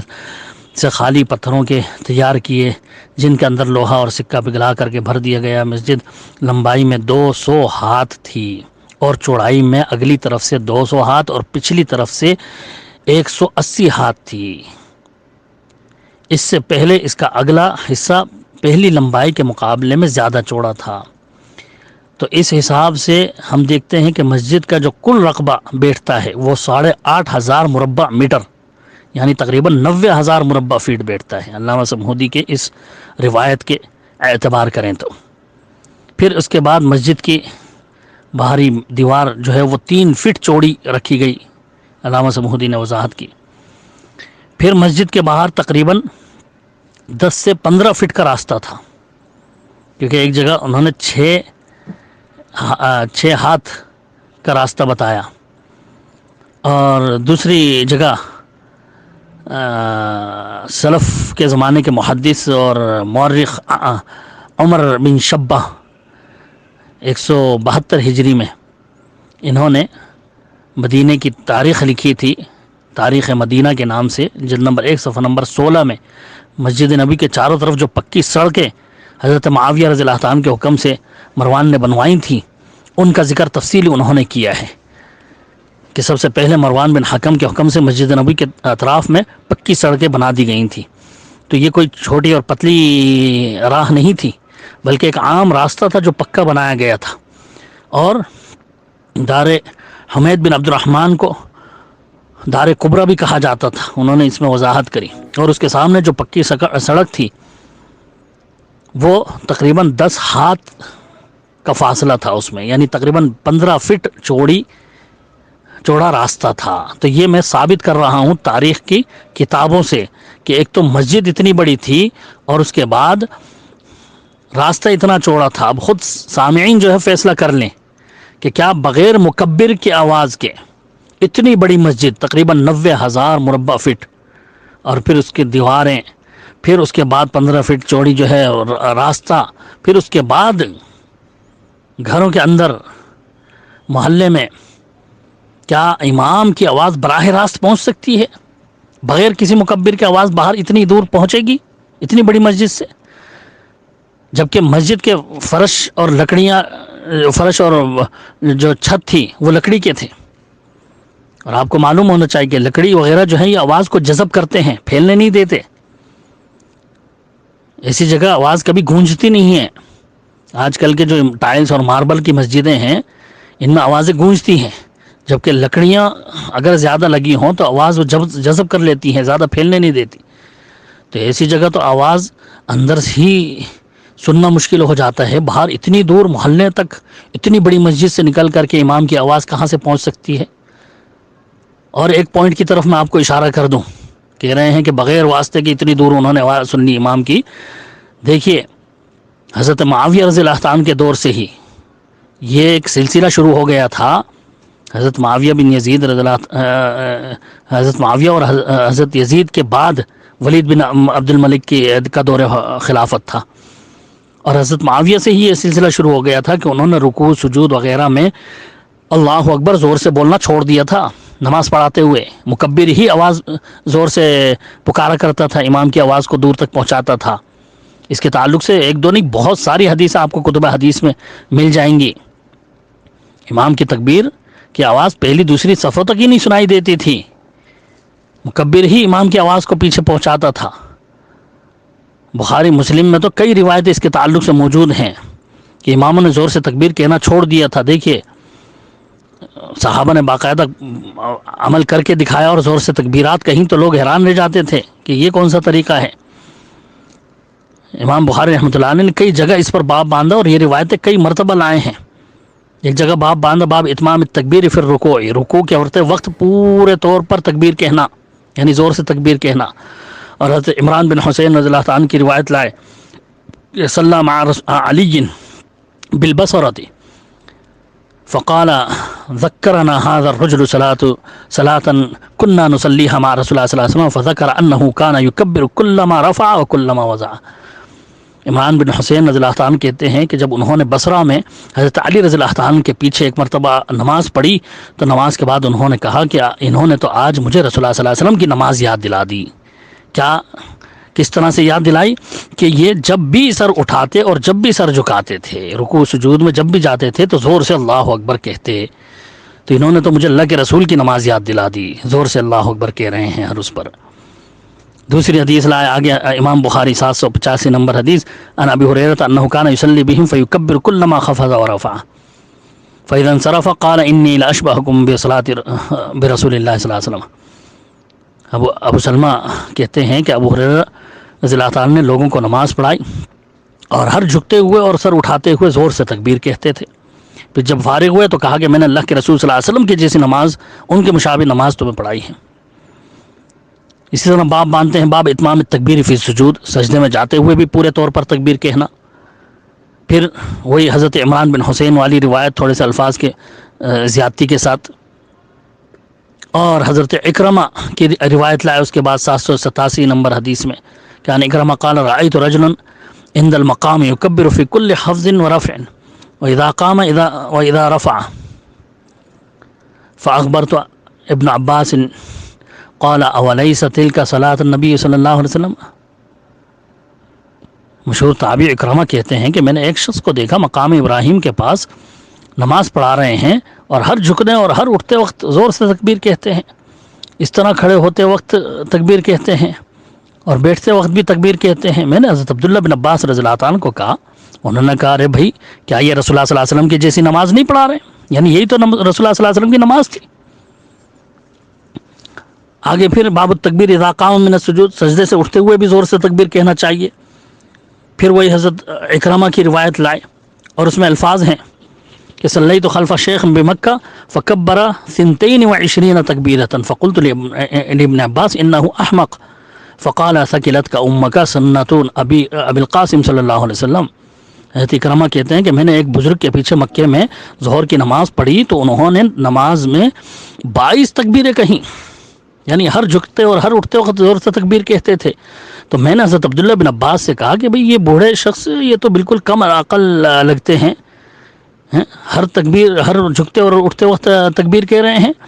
حضرت عبداللہ بن عباس نے کہا تمہاری ماں تمہیں روئے، یہ تو ابو القاسم صلی اللہ علیہ وسلم کی سنت ہے۔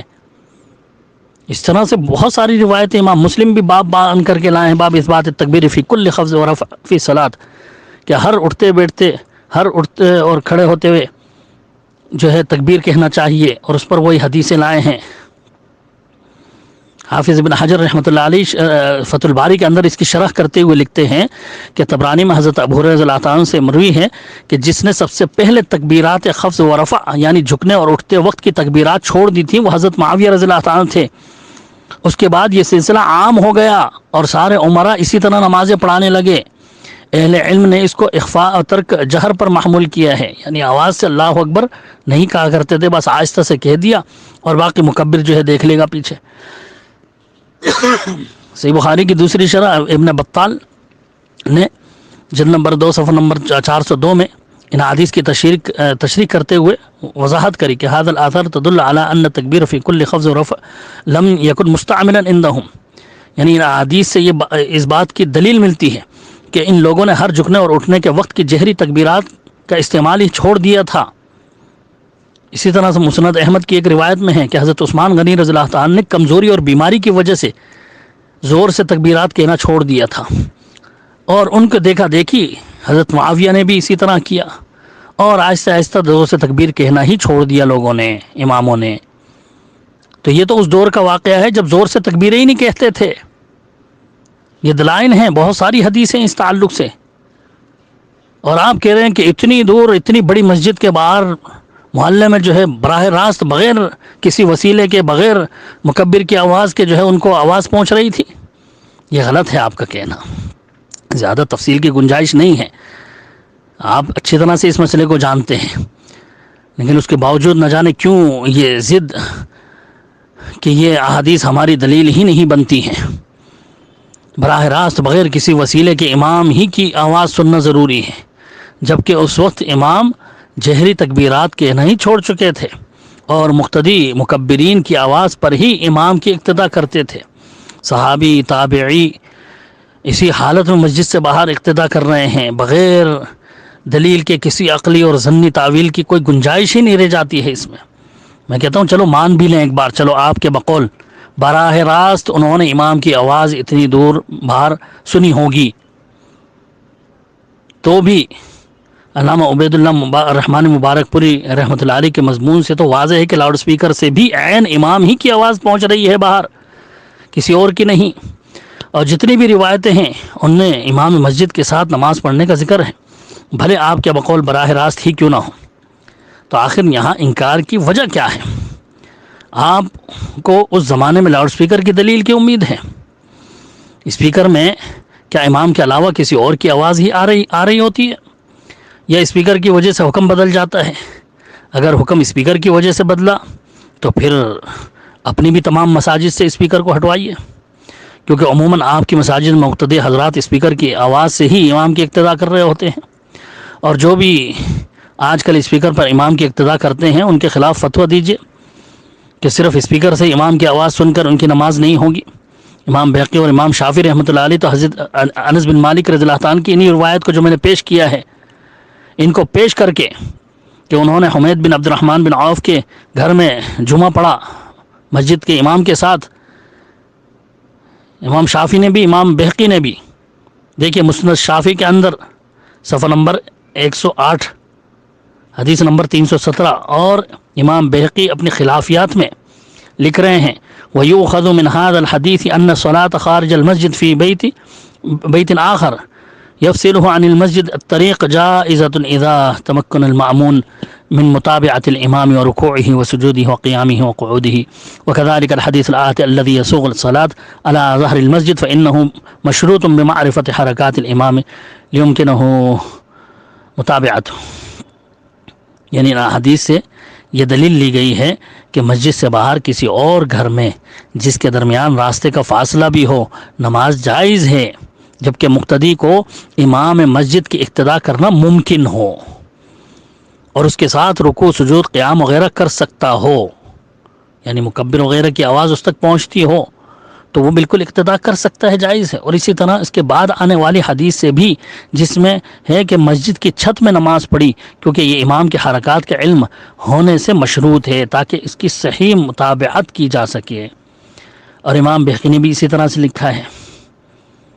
یہاں امام شافعی اور امام بہقی وغیرہ نے واضح کر دیا ہے کہ امام کے حرکات کا علم ہونا شرط ہے تاکہ اقتداء صحیح کی جا سکے۔ بس براہ راست بغیر کسی وسیلے کے امام کی آواز سننا علماء سلف میں سے کسی نے بھی اس کو ضروری قرار نہیں دیا، اور نہ یہ شرط ہے، صرف علم ہونا شرط ہے۔ اور اسپیکر سے یہ چیز بخوبی حاصل ہو سکتی ہے، جیسے کہ آج ہر کوئی اسپیکر کی آواز پر ہی امام کی اقتداء کر رہا ہوتا ہے، اور اسے امام کا رکوع و سجود وغیرہ کا پورا علم ہوتا رہتا ہے۔ امام بہقی تو اپنی خلافیات میں جلد نمبر 3 صفحہ نمبر 282 میں ان روایتوں کو پیش کر کے کہتے ہیں کہ وَهَذَا يَدُلُّ عَلَىٰ أَنَّهُمْ كَانُوا لَا يَعُدُّونَ الطَّرِيقَ حَائِلًا يَمْنَعُ الْإِتْمَامَ۔ یہ احادیث اس بات پر بھی دلیل ہیں کہ وہ صحابہ اکرام راستہ وغیرہ کے حائل ہونے کو امام کی اقتداء کے لیے مانع نہیں شمار کرتے تھے، یعنی وہ جانتے تھے کہ دیوار یا راستہ بیچ میں ہو تو بھی اقتداء صحیح ہوگی، کوئی فرق پڑنے والا نہیں ہے۔ اسی طرح سے اس کے بعد جو میں نے حدیثیں پیش کریں وہ حضرت ابو ہریرہ رضی اللہ تعالیٰ عنہ کا مسجد کی چھت پر نماز پڑھنے کے تعلق سے ہیں۔ مصنف عبدالرزاق اور بہقی اور مصنف ابن ابی شیبہ کی کئی روایتیں ہیں۔ عن صالح مولا التوأمۃ انہ رأى ابا ہریرہ یصلی علی ظاہر المسجد بصلاۃ الامام وهو تحتہ۔ دوسری روایت میں کنت اصلی انا و ابو ہریرہ فوق ظاہر المسجد نصلی بصلاۃ الامام للمکتوبۃ۔ تیسری روایت ہے انہ رأى ابا ہریرہ یصلی فوق ظاہر المسجد بصلاۃ الامام فی المسجد۔ چوتھی روایت ہے صلیت مع ابی ہریرہ فوق المسجد بصلاۃ الامام وهو اسفل۔ سب میں تقریباً ایک ہی بات کہ حضرت صالح کہتے ہیں کہ میں نے حضرت ابو ہریرہ رضی اللہ تعالیٰ عنہ کے ساتھ مسجد کی چھت پر امام کی اقتدا کرتے ہوئے فرض نماز پڑھی، حالانکہ امام نیچے تھا۔ وہی امام بہقی نے جس کی طرف اشارہ کیا کہ اس سے بھی یہی دلیل ملتی ہے کہ دیوار وغیرہ اگر بیچ میں ہیں تو کوئی فرق نہیں پڑتا۔ امام بخاری رحمۃ اللہ علیہ نے اپنے باب میں اس روایت کو پیش کیا ہے، جہاں باب باندھا ہے باب الصلاۃ فی السطوح والمنبر والخشب، کہ باب چھت پر، ممبر پر، لکڑی وغیرہ پر نماز پڑھنے کے بارے میں۔ پھر آگے لکھتے ہیں وَلَمْ يَرَ الْحَسَنُ بَأْسًا أَنْ يُصَلِّ عَلَى الْجُمْدِ وَالْقَنَاطِرِ وَإِنْ جَرَى تَحْتَهَا بَوْلٌ أو فوقها أو أمامها إذا كان بينهما ستر، وصلى أبو هريرة على سقف المسجد بصلاة الإمام، وصلى ابن عمر على الثلج۔ کہ امام حسن بصری رحمۃ اللہ علیہ برف پلوں پر نماز پڑھنے میں کوئی حرج نہیں سمجھتے تھے، چاہے اس پل کے نیچے اوپر سامنے پیشاب ہی کیوں نہ بہہ رہا ہو، بشرط کہ نماز اور اس کے بیچ میں کوئی سترہ ہو۔ اور حضرت ابو ہریرہ نے مسجد کی چھت پر کھڑے ہو کر نماز پڑھی امام کی اقتداء میں، جبکہ امام نیچے تھا، اور ابن عمر نے برف کے اوپر نماز پڑھی۔ یہ سب جائز ہیں۔ اسی طرح حضرت محمد بن عمار کہتے ہیں کان ابو ہریرہ بظہر البناء علی ظہر المسجد فیصلی بصلاۃ الامام معنا، الاوسط فی السنن والاجماع والاختلاف۔ امام ابن منذر رحمۃ اللہ علیہ نے 319 ہجری میں ان کا انتقال ہوا ہے، یہ اپنے الاوسط میں لائے ہیں۔ حضرت ابو ہریرہ مسجد کے اوپر یعنی چھت کے اوپر بنے ہوئے ایک کمرے کی چھت میں یا مینارے پر جو ہے ہمارے ساتھ امام مسجد کی نماز کے ساتھ باجماعت نماز پڑھا کرتے تھے۔ اس حدیث سے معلوم ہوا کہ کئی بار یہ موقع آیا کہ بلا عذر بھی چھت کے ایک کمرے میں یا کمرے کی بھی چھت پر جو ہے صحابی رسول نے نماز پڑھی۔ اور حضرت ابو ہریرہ رضی اللہ تعالیٰ عنہ کے علاوہ حضرت عبداللہ بن عمر کے بیٹے مشہور تابعی اور مدینہ کے بڑے فقیہ حضرت سالم سے بھی اسی طرح سے نماز پڑھنا ثابت ہے، جیسا کہ مصنف ابن ابی شیبہ وغیرہ میں صحیح روایت ہے کہ عن سعید بن مسلم قال رأيت سالم بن عبد الله صلى فوق ظهر المسجد صلاة المغرب ومعه رجل آخر یعنی ويأتم بالامام۔ سعید بن مسلم کہتے ہیں کہ میں نے سالم بن عبداللہ بن عمر کو دیکھا کہ انہوں نے ایک شخص کے ساتھ مسجد کی چھت پر مغرب کی نماز امام کی اقتداء میں پڑھی۔ امام شافعی اور امام بہقی وغیرہ حضرت ابو ہریرہ وغیرہ کے عمل کو دلیل بنا رہے ہیں اسی مسئلے کی، کیونکہ بیچ میں دیوار بھی ہے اور امام کو دیکھ بھی نہیں رہے اور براہ راست امام کی آواز بھی نہیں پہنچ رہی، پھر بھی حضرت ابو ہریرہ وغیرہ نے چھت کے اوپر نماز پڑھی۔ لیکن مفتی صاحب کہتے ہیں کہ دلیل ہی نہیں بنتی، اور لکھتے ہیں کہ یہ حدیث بھی مسئلہ متنازع فی میں نہ دلیل نہ موافق، اس سے دلیل پکڑنا نری سینہ زوری ہے، جبکہ مفتی صاحب کے اقتداء صحیح ہونے کے اصولوں میں سے ایک بھی اصول اس میں نہیں پایا جا رہا ہے، یعنی امام کو براہ راست دیکھ بھی نہیں رہے، بیچ میں دیواریں بھی ہیں اور غالباً مکبر کی ہی آواز سے اقتداء کر رہے ہیں، تو یہ دلیل کیوں نہیں بنی؟ اور میری سمجھ سے یہ باہر ہے۔ خیر اگلی دلیل اور واضح تھی جو میں نے پیش کری تھی۔ عن حمید قال كان انس يجمع مع الامام وهو في دار نافع بن عبد الحارث بیت مشرف على المسجد له باب الى المسجد فكان يجمع فيه ويأتم بالامام۔ مصنف ابن ابی شیبہ حدیث نمبر 6158۔ یعنی حضرت انس بن مالک جمعہ پڑھا کرتے تھے امام کی اقتداء کرتے ہوئے نافع بن عبد الحارث کے گھر میں، اور وہ گھر مسجد سے بلندی کی جانب تھا، یعنی پہاڑی یا ٹیلے وغیرہ پر تھا اور اس کا ایک دروازہ مسجد کی طرف کھلتا تھا تو وہ وہاں اس گھر میں جمع ہو جاتے اور امام کی اقتداء میں نماز پڑھتے تھے۔ یہ مصنف ابن ابی شیبہ کی صحیح روایت ہے، بالکل واضح ہے۔ سید سابق رحمۃ اللہ علیہ نے اپنی فقہ سنہ جلد نمبر 1 صفحہ نمبر 241 میں اسی روایت کو پیش کر کے کہ حضرت انس بن مالک نے جو ہے اس طرح سے نماز پڑھی، لکھتے ہیں آگے وَسَكَتَ عَلَيْهِ الصَّحَابَہ، اور صحابہ اس پر خاموش رہے، یعنی حضرت انس جو ہے وہ مسجد سے باہر محلے کے گھر میں امام کی اقتداء کرتے ہوئے نماز پڑھ رہے ہیں اور صحابہ اس پر خاموش رہے، کسی نے کوئی اعتراض نہیں کیا، گویا کہ صحابہ کا اس مسئلے میں اجماع سکوتی ثابت ہوا۔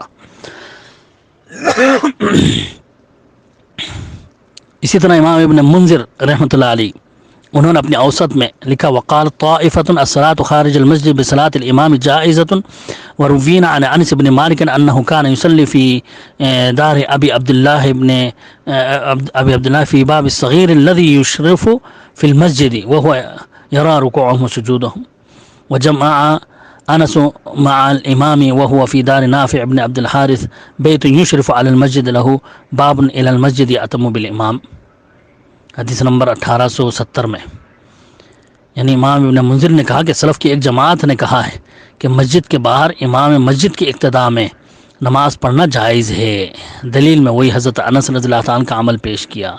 گویا وہ یہ بتا رہے ہیں کہ سلف نے اسی حضرت انس بن مالک کے عمل سے استدلال کرتے ہوئے اس کو جائز مانا، جبکہ مفتی صاحب اس کو دلیل نہیں مان رہے۔ مفتی صاحب کہہ رہے ہیں کہ حضرت انس کے اس عمل سے انس کے اس واضح عمل کا عقلی و ضنی انکار بالکل واضح طور پر۔ مفتی صاحب لکھتے ہیں کہ یہ حدیث بھی ہمارے اس مسئلے کی دلیل بننے کی صلاحیت نہیں رکھتی، کیونکہ حضرت انس جس گھر میں نماز پڑھتے تھے اس گھر میں امام کی آواز بلا واسطہ آتی تھی، کیونکہ وہ مسجد سے ملا ہوا تھا اور اس کا ایک دروازہ مسجد میں بھی کھلتا تھا۔ یہاں سوال میں صورت بالکل الگ ہے، آواز لاؤڈ اسپیکر کے واسطے سے پہنچ رہی ہے اور یہ گھر پڑوس میں ہے، کوئی ایسا نہیں کہ ان کا دروازہ مسجد میں کھلتا ہو اور اس کے رہنے والے امام کی آواز بلا واسطہ اسپیکر کے سنتے ہوں۔ اللہ اکبر، واقعی مفتی صاحب نے تو انتہا کر دی،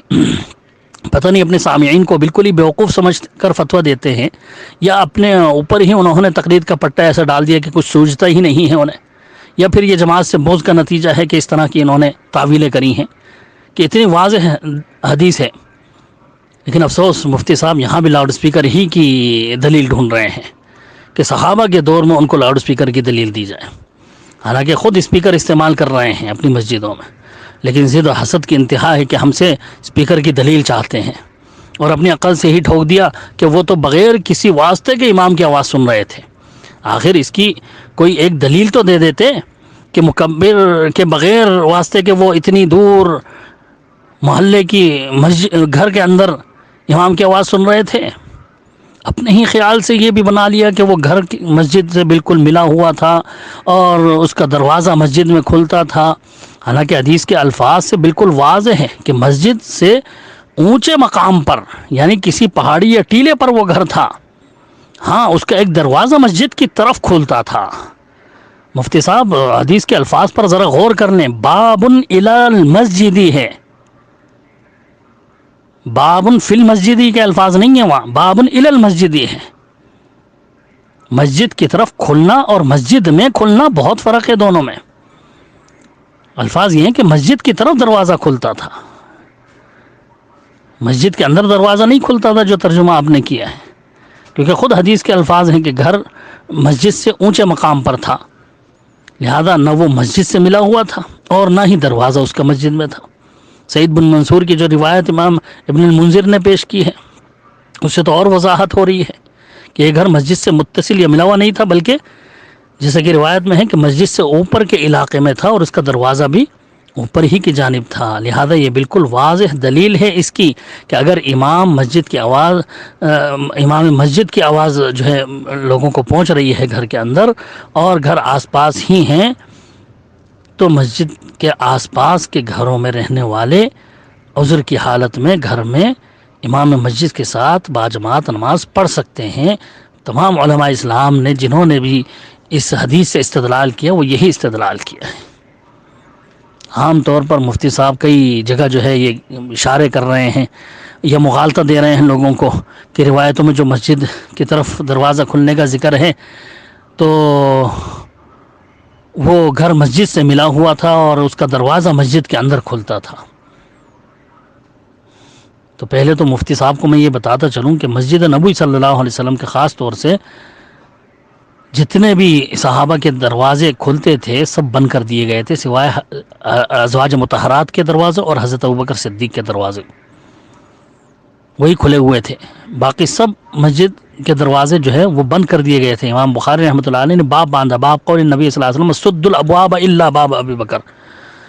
رسول اللہ صلی اللہ علیہ وسلم کا یہ فرمان ہے کہ ابو بکر کے دروازے کو چھوڑ کر سب دروازے بند کر دو، یعنی مسجد نبوی میں کھلنے والے جتنے بھی دروازے تھے سب بند کر دیے گئے۔ اور پھر حدیث لائے کہ مرض وفات میں رسول اللہ صلی اللہ علیہ وسلم مسجد کے اندر آئے اور ممبر پر بیٹھے اور خطبہ دیا، اور پھر کہا کہ اگر میں رب کریم کے علاوہ کسی کو خلیل بناتا تو ابو بکر کو بناتا، لیکن یہ اسلامی بھائی چارہ اور دوستی کافی ہے، ہاں مسجد کا کوئی دروازہ بند کرنے سے نہ رہنے پائے سوائے ابو بکر کے دروازے کے، کہ وہ بند نہ کیا جائے۔ یعنی اللہ کے رسول نے باقاعدہ سب دروازے بند کر دیے تھے۔ مسلم کی ایک روایت میں تو یہاں تک کہ جب حضرت عمر رضی اللہ تعالیٰ نے کہا کہ اللہ کے رسول میری طرف کا بھی دروازہ ایک چھوٹا سا جو ہے آپ کھلا رہنے دیجئے تاکہ آپ جب مسجد میں تشریف لائیں تو میں آپ کو دیکھا کروں، تو اللہ کے رسول صلی اللہ علیہ وسلم کہا نہیں، تمہارا دروازہ بھی بند کیا جائے گا۔ طبرانی اوسط کی ایک روایت میں ہے کہ صحابہ نے عرض کیا اللہ کے رسول آپ نے ہمارے دروازے جو مسجد میں کھلتے تھے سب بند کرا دیے ہیں، تو رسول اللہ صلی اللہ علیہ وسلم نے فرمایا یہ میں نے بند نہیں کرائے بلکہ اللہ تعالیٰ نے بند کر دیے ہیں۔ تو آپ صلی اللہ علیہ وسلم کے حکم سے تمام دروازے مسجد جو کھلتے تھے وہ بند کر دیے گئے تھے۔ پھر یہ کون سے دروازے کی بات کر رہے ہیں جو اللہ کے رسول کے مسجد میں کھل رہا تھا؟ اور کئی روایتوں سے یہ بھی معلوم ہوتا ہے کہ مسجد نبوی میں حضرت عمر رضی اللہ عنہ کے دور سے صرف 6 بڑے دروازے ہی تھے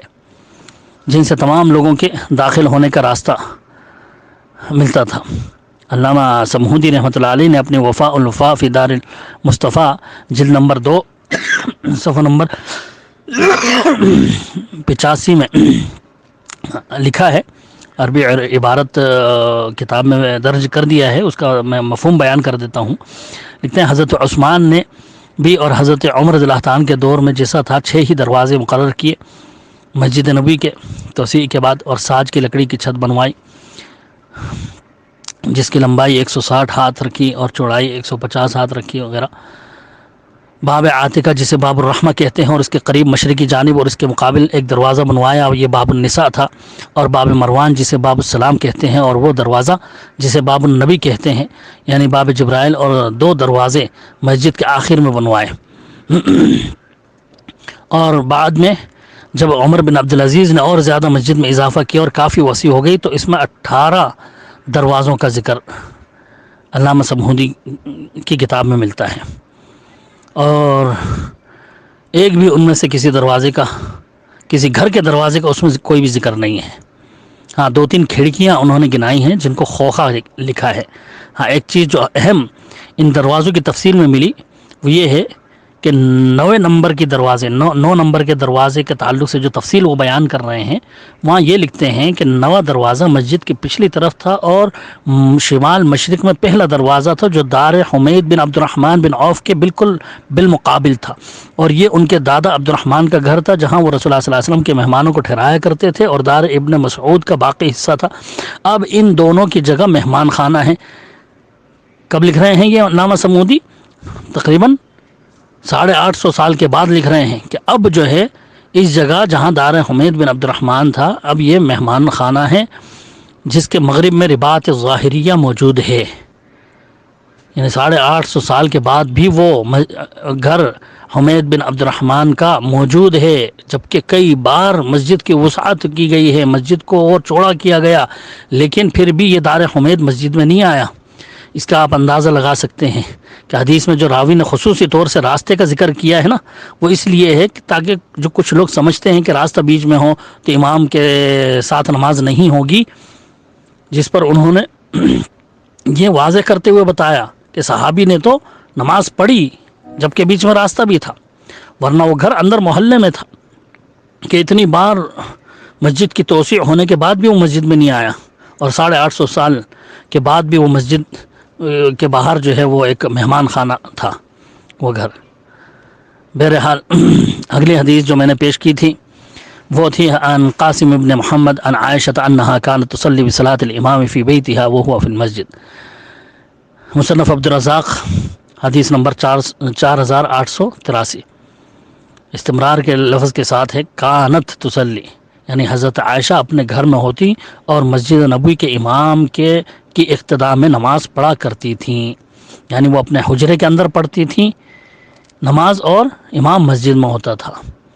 مفتی صاحب کہتے ہیں کہ یہ حدیث ہمارے اس مسئلے کے متعلق ہے ہی نہیں، کیونکہ یہ براہ راست امام کی آواز سنتی تھیں اور ان کے حجرے کا دروازہ مسجد میں ہی کھلتا تھا۔ میں پوچھتا ہوں تو کیا وہ مسجد سے الگ ایک گھر نہیں تھا؟ آپ اس کو گھر نہیں سمجھتے؟ کیا بیچ میں دیواریں نہیں تھیں؟ آئیے اس تعلق سے اور وضاحت کے ساتھ دوسری حدیثیں میں آپ کے سامنے رکھ دیتا ہوں،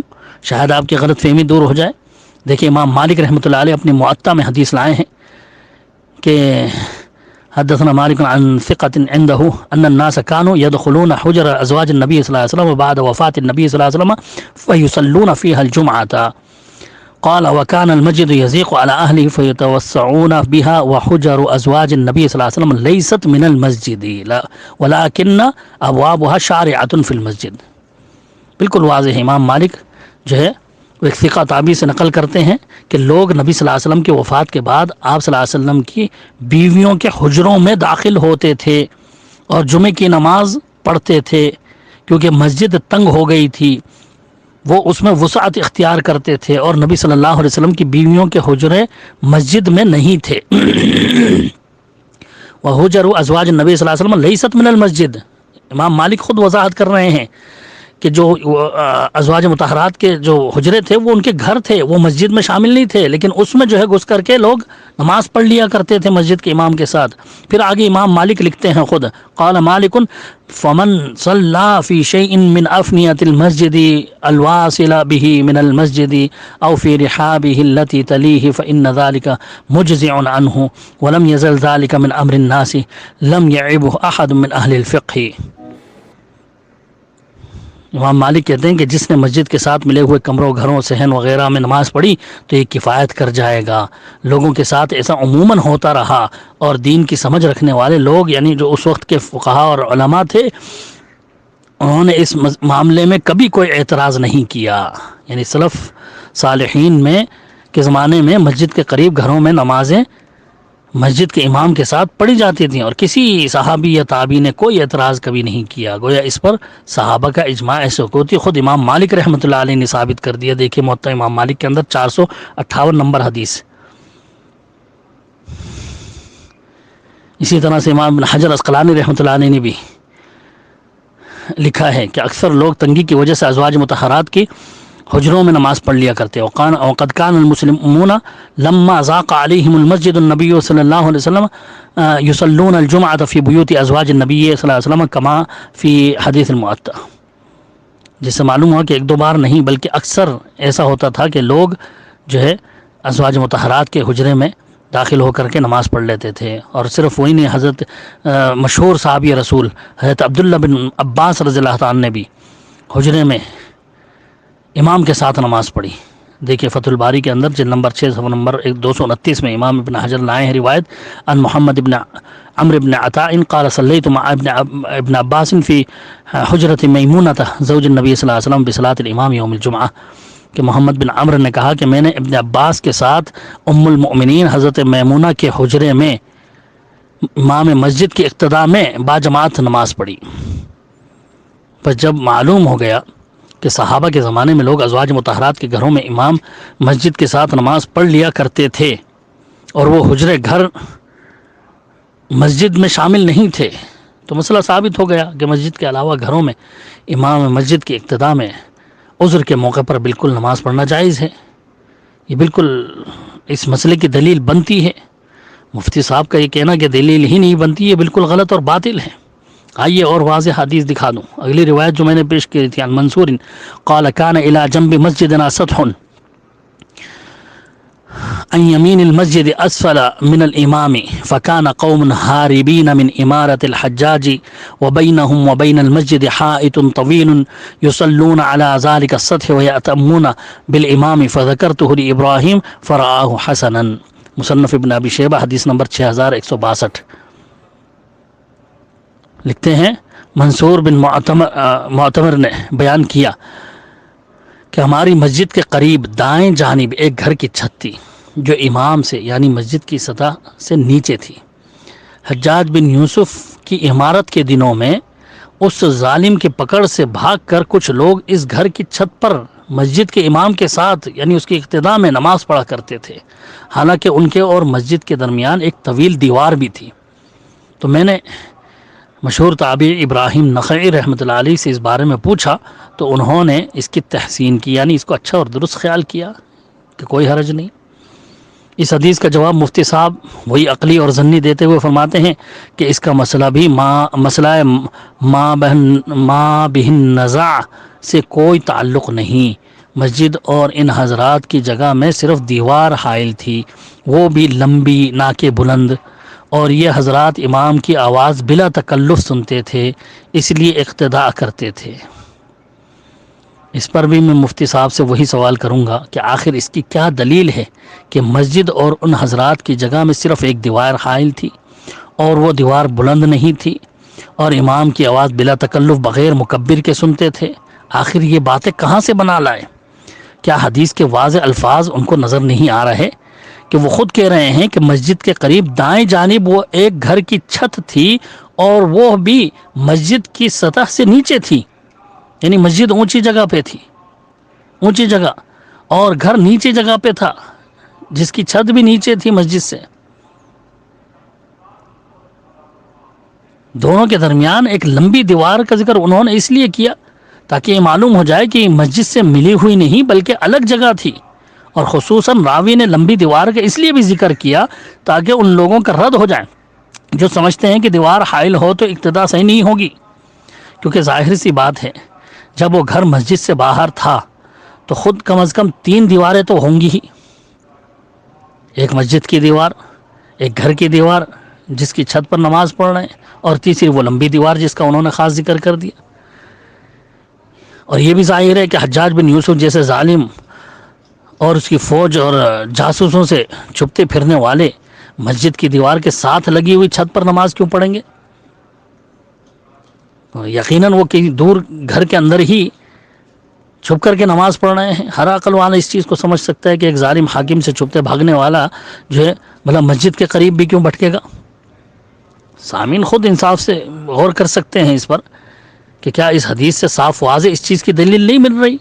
کہ اگر امام کی آواز سن رہا ہو تو مسجد سے باہر کسی گھر یا گھر کی چھت پر مسجد کے امام کے ساتھ باجماعت نماز پڑھی جا سکتی ہے؟ آخر یہ ہمارے موقف کی دلیل کیوں نہیں بن سکتی؟ اس لیے کہ بقول مفتی صاحب لمبی دیوار حائل تھی، بلند دیوار نہیں تھی، یا اس لیے کہ آپ کے فہم کے مطابق انہوں نے براہ راست بغیر کسی واسطے کے امام کی آواز سنی تھی، ان کو لاؤڈ سپیکر سے سننا چاہیے تھا، تبھی وہ ہمارے موقف کی دلیل بنتی؟ اللہ تعالیٰ رحم فرمائے. ہو سکتا ہے اتنی آسان فہم بعد مفتی صاحب کو جو ہے شاید ضد اور حسد کی یا پھر تقلید کی پٹی نے جو ہے وہ سمجھنے نہیں دیا. اللہ تعالیٰ ہم سب پر اپنا رحم و کرم فرمائے اور